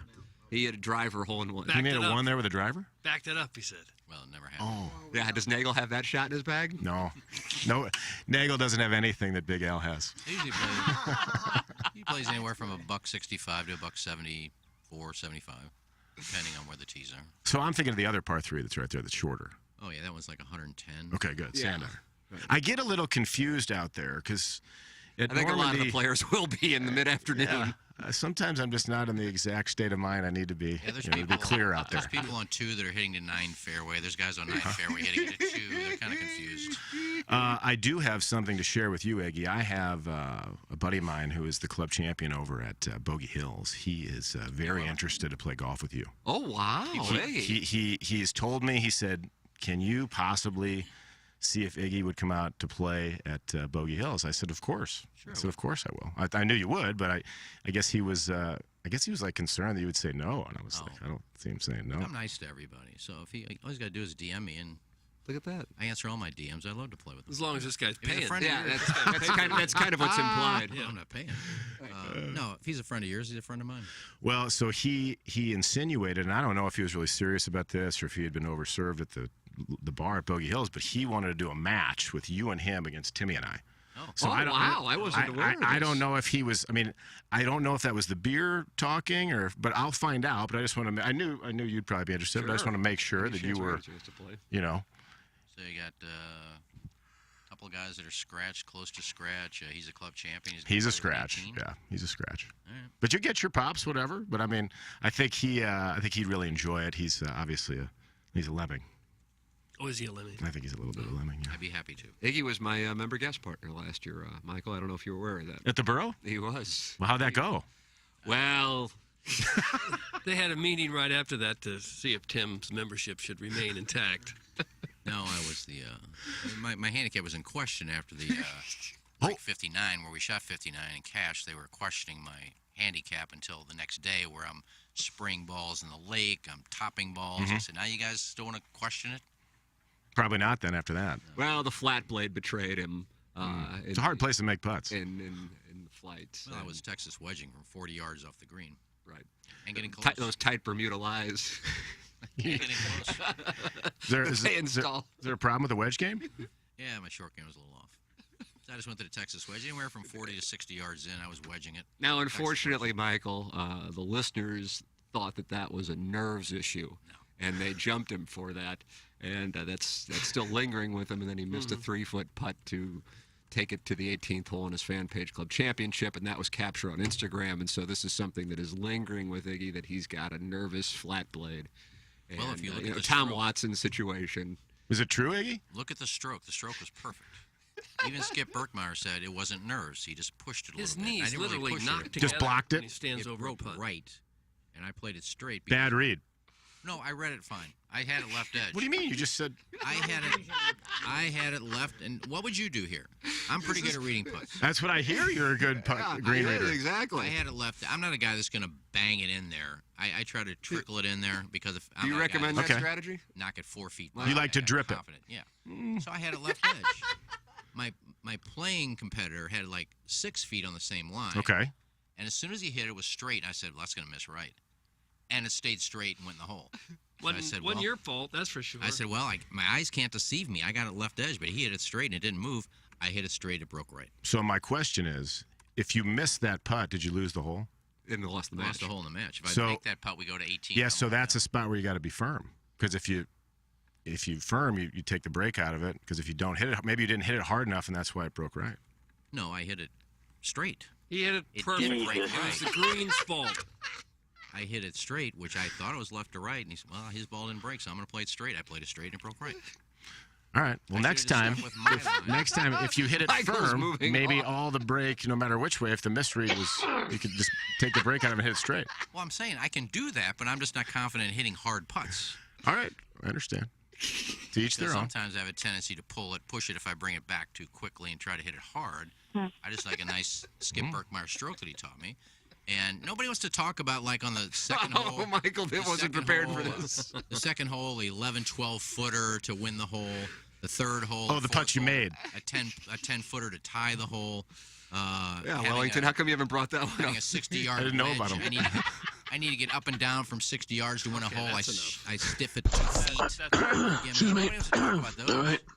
Well, every once in a while, maybe you should go out of your comfort zone and hit that putt firm. Because if you're hitting it drippy, like you like to drip it, if it catches either break either way, it's going to miss. I've said this to many people that's talked about the putt and think it's nerves. Look, I didn't say it was nerves. I don't. It's definitely nerves. I think it was strategy. I don't care. Either way. If I lose, I save myself a 40-minute drive. If I win, I'm going home to grill some pork loin. And you Either way, heard I'm you heard, fine. you heard Nagel say that when you guys were on the tee on Friday at Shinnecock. Right. It's a win-win. It's a win-win for me. I have a feeling the services at Shinnecock were slightly different than the services at Yeah, Gateway. you guys going for Eggs Benedict that morning. This is an interesting text here, Doug. It says, "Hey Tim, can you ask Mike if he used all my lube on her last night? I can't find it. Swear I just replenished. I don't mind. I just need to make sure I'm stocked up for With the those two." alcoholic. That's the recovering alcoholic from Belleville and Wester Grove. Well, his wife's got this weird boysenberry syrup thing going on right now. Boysenberry syrup, it's like Doug. it's like a fetish, like it started off Yep. like What are you talking maple, about? Yep. and then it went to chocolate, and right now it's boysenberry. Boysenberry syrup. Yeah, I don't. She's just what she's really into. I don't. I try to keep her happy. Look at that. See, Doug, I told you something was going on with Wellington, the recovering alcoholic from Belleville and Wester Grove's wife. Oh, this poor lady. He's tried to pawn her off on all of us. Great gal. I mean, Is she a great just gal? she has a Sporting. wonderful zest Sporting. for living. I like that. That might need to be a T-shirt. By the way, you were texting me last week about the apps in St. Louis, and I feel obligated to, now that you are in the Michelob Ultra Studios to follow up on that. Jackson also is an eligible bachelor here in the St. Louis area. Iggy has withdrawn from the dating pool. What? Doug and me are married. Plowhawk is a man in Yeah, you love. guys are all accounted. So, What do you mean you're quitting, Iggy? He's too nervous to talk to a girl. I have a couple go-tos, and that's all I got to do. Oh, nothing wrong with that. Now that's good strategy. I don't need to go out to dinner or try to find dates. Hmm. I'm too old for that. Okay. Could work on I mean, his I can't mind. argue. So what is your? Because you spent a lot of the winter in South Florida. And then you were in Nashville here recently. Yeah. So right? I'll just obviously Florida all winter. It's just incredible down there. That app. I mean, if you, I'm lucky. Which app are we talking about now? Hinge. We're on Hinge. Jackson, is that your favorite? Yeah. Yeah, because it just Jackson. Would you agree that it gives you more information to kind of make the banter better? Sure. Is that fair? And I'm a banter-based guy. So. Yeah, he's a banter-based guy. That's how you find out if they're worth going to meet up with. Right. You know, whereas on the Tinder and the Bumble, it's just kind of like a picture and like no words, and you don't really, there's a few Surface words. level. Yeah. Now, obviously, in the areas I was in before I got back to St. Louis, you would think that the crop would be stronger. South Florida, magnificent. Then I was in Nashville, which is like L.A. now, basically. Yeah. And then I was in Knoxville for a little bit, and then Pinehurst, and frankly, all of them were great. And then I get back to St. Louis, and I open it up, and it's just disheartening. Oh, for heaven's sakes! I'm being honest, Doug. This is honesty in That's media. what you're saying about the women in St. Louis? It's disheartening. That are on the app? No, not. Hold on. Now, don't put words in my mouth. Guys, Doug. couldn't be sorrier. I mean, just from the ones that are on the app. Okay. I just on a whole, the percentage of beauty is a bit lower here. Hinge hasn't caught up here. I guess not, or maybe the clientele is that's just how they are. I Jackson, don't know. what's your experience? But would you describe it also as disheartening? Well, my point of reference is probably different. A, because I don't spend time anywhere else but St. Louis, and B. Do you like when somebody does an outline like that? We don't need an outline with letters. Like Roman numerals. Roman numeral 2. Just say the word "and." You don't have to put letters in front of everything. I'm fresh out of college, so I feel like it's a little different there too. Like there's probably a higher volume, which might skew the median. Doug, higher volume that might skew the median. Just tell us what the experience is. I feel like our age preferences could be similar though in some areas. I could see that being the case. Based on what I've witnessed in Jupiter. Yeah, I mean, you don't want to limit yourself. Right. Wide net. But I can say this. When you're in a place like Nashville or you're in a place like South Florida or probably Phoenix, I'm glad that I'm not a wealthy man, because you could go blind on the energy and the money you would spend on these situations. Yeah, I mean, you really could. I mean, if you put the time in and you were a complete slimeball, you could try to take a different girl out every other night if you wanted to. But that's why I like the Hinge, because you can kind of figure out who's cool and who's not. You know. I would think. I mean, you're a good-looking dude. Here we go. Oh, boy. In shape. In South Here Florida. we go, Doug. Jupiter, Here we Palm go. Beach area. Are you going to hit on him? Yes, he is. I mean, an app, just go to Rocco Taco, go to Guanabana. Rocco Taco. Go to a taco stand. Rocco's Tacos. Guanabana, sit at the bar, sit on the patio. I mean, you would think they would flock to you. Look, that's a bit aggressive, but I appreciate your faith in me. I really do. I know all those spots you're talking about. They are great spots, and that is tremendous strategy. I'm not going to say that's a bad play. But the thing about these apps, and I think Jackson would agree, it's so much more convenient to just, flip through it and look, see who you can connect with, and then, find out, where you want to go. Convenience is the key. That's why I say I have my computer. Very convenient. I don't need to do anything. But it's all luck if you just show up at a restaurant bar. Maybe the girl was there 2 minutes ago, but she left, or maybe no one's ever coming that night, or maybe there's 15 coming the following night. That's all luck. There's people all over that place. There's a lot to be said, though, for that, Doug. I think being in person actually is better to actually meet someone for the first time, as opposed to the app. Yeah. Well, I don't think you really meet someone until you meet them in person. Amen. How long have you been married, Doug? 90 years. Well, it's good to see both sides. Yeah. Anybody else want to talk about sex with strangers? I thought Jackson might have been talking with the dead air, so I just kind of didn't say anything. Nah. Dan McLaughlin just texted me and says, Dotem has a chance to be free. Say what? Yep. Ryan Kelly is aggressive on social media right now, trying to raise the $2,000 for Dotem to be free. He just sent me the link. He just sent me the link. Oh, did he? Yep, it's at givebutter.com. They should have made it like 10,000, because 2,000 is not enough. Doug, is it a lifetime ban? It is. It's been a lifetime, indefinitely. It's been. Well, I know, but indefinitely means he be could lifetime. come back, right? At one point, I was offered free pizza for life by one of the restaurants that came in here if I'd release him, and I should have taken that deal. I mean, can't you suspend him again whenever you want? Yes, absolutely, I can. No. But I pledged that he would be free for a year if they raise $2,000 today. Yeah, I told you to throw a big number out there, and a big number to you was 2,000. Well, Ryan said Kinda that. sad. I didn't say that number. Ryan said that. Oh, then it was a great number. Right. Okay. That is accurate, Doug. All right. Iggy has corrected it and made it clear it is a great number. It was a horrible number. Now it's a great number. Gotcha. We'll raise that in 10 minutes. Well, hopefully so. Yeah. It's for the kids. It's Amen. a great cause. Yeah. And Dotem is free. I just hope he doesn't take advantage of it and get too vile. Because that's what I was trying to protect him from the children. He farted in Or protect the children. What was that? I think, Bob? yeah, protect the children from him. I think it would be Would have been a better thing to say. He was in here last week and farted in your seat. See there? Yeah, it's a couple farts. See, he's not a good person. He was really nervous sitting in your chair. He should have been. He's vile. Wait, he was in here in person? Dotem I was didn't here. see him. Were you- He was in town for like a member Oh, guest. okay, He got okay. rained Show out. after this one, yeah. It's coming around. Congrats on that, boys. It's still on air, which is surprising. Yeah, you got to listen to Pepper and Jeannie. It is a Yeah. treat. I certainly plan on it. It is Break it down is a all the important topics. Mm-hmm. What's on the docket for today? Probably ass play, something stupid. Keep it interesting. Got to stick around. Not that interesting. All right, Michael Wellington. Birdies for Bipolar. Great to have you in studio. The great thanks for Michael Wellington. Thanks, boys. All right, Doug. You got it. The Design Air Heating Cooling Meal is coming up in a matter of moments. First, I'd like to tell the people about Stratum Structural Systems online at stratumrepair.com, 314-620-8153. Think local, think Stratum. Work with Matt Ford, work with Brett Groman if you're dealing with any waterproofing issues or foundation repair needs. When the weather gets hot like this, people start to experience foundation needs. Foundation peering for settling homes, bowing or rotating wall repairs, basement waterproofing services like sump pumps, interior and exterior drainage solutions. It's Stratum Structural Systems online at stratumrepair.com, 314-620-8153.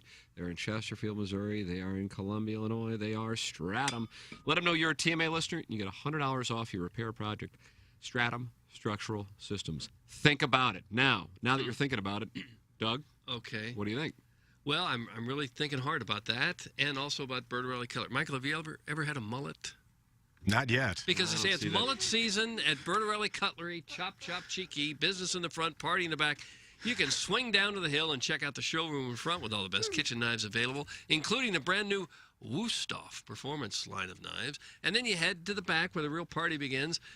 That's where they will sharpen your That's where kitchen it's at, knives Michael. as well as the knives for most of the wonderful St. Louis restaurants. Have them slicing like the Dickens. So let the party begin with Bertarelli Cutlery. Check them out, 1927 Marconi Avenue on the Hill, or give them a call. I'll give that number now, 314-664-4005, or visit them online at bertarellico.com. Don't forget, Marco also sells office supplies. They will ship them around the country, around the world, wherever. And he also has 300 T-shirts he's going to be giving away at the Dotem. 19 of those will be double extra large. So if you're a walrus, it's really heavy set. no. If you're a really heavy set walrus, he's got you covered. But there's only 19. You can reserve one if you email him at contact@bertarellico.com. That's assuming your fat, chubby fingers can actually type on a standard we're keyboard. attacking the audience. You can do that and maybe make sure you get just a tent-sized T-shirt, courtesy of Marco Bertarelli and Bertarelli Cutlery. Who wrote that copy? I did. Brilliant. It's unreal. It's really unreal. Ladies and gentlemen, before we go to... Oh, what's going on? I was going to say, ahead of time, since Welly's in the studio, in his honor, listen to the emails because I'll let you take my vote today. Oh, wow. Okay. What a treat. He's probably like, I just wanted to get out of here. You are generous. I appreciate it, Eggs. I'll take it. He's going to stick around for Pepper and Jeannie. It'll be recording here in a matter of moments. Family golf. I mean, you can talk about family golf. Well, that's where I'm out there ball striking. How about Adam Betts? Adam Betts is a Birdies for Bipolar board member. Oh, I didn't know that. Absolutely. How about 100%. that? He's great. I told you, community. Yeah, it is community. Doug, community. Community Education. is what it's all about. Yeah, that's where I go. And they're opening up those grass tees. I don't know if you've seen the grass tees. You're a board member, too. Did you know that? Doug, I'm a board member. Oh, Community. Charity. Can't swing a dead cat around here without hitting a board member. The Family Golf deal for our listeners, 50% off a swing analysis at Family Golf, and you let them know you're a TMA listener. Go online at familygolfonline.com. Check it out. What a fine facility Adam has built out there. Boy, has he flipped that place around or what? It's amazing. Nothing like it in this town. It is outstanding. I love going there. I am there quite often, and major recommendation for Family Golf. Ladies and gentlemen, it's time for our Design Air Heating and Cooling email of the day. Okay. Salutations from across the nation. After 6 months of gainful employment, I was shocked and somewhat disgusted that no one had thrown me an anniversary party.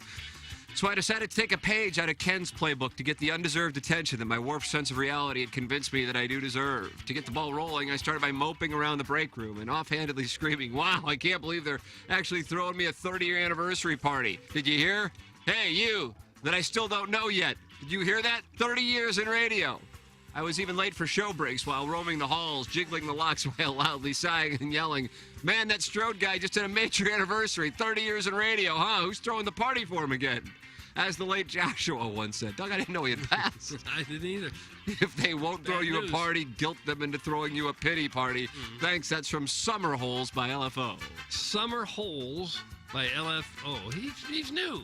Well, it was Vladdy with a Hattie last night as the Blues smoothly sauntered in the XL Energy Center and started a wildfire inside Minnesota's barn. Our bearded captain broke the seal in the first, and Brandon Saad decided he'd had enough of Fleury's BS in the middle stanza.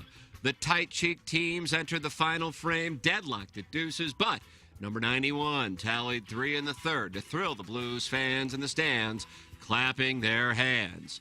Falk and Bucci each had a pair of helpers, while once again Binner was the winner. Looking ahead, the puck will drop shortly before midnight on Thursday as these Central Division foes will reignite their rivalry for Game 6 back here in the Mound City.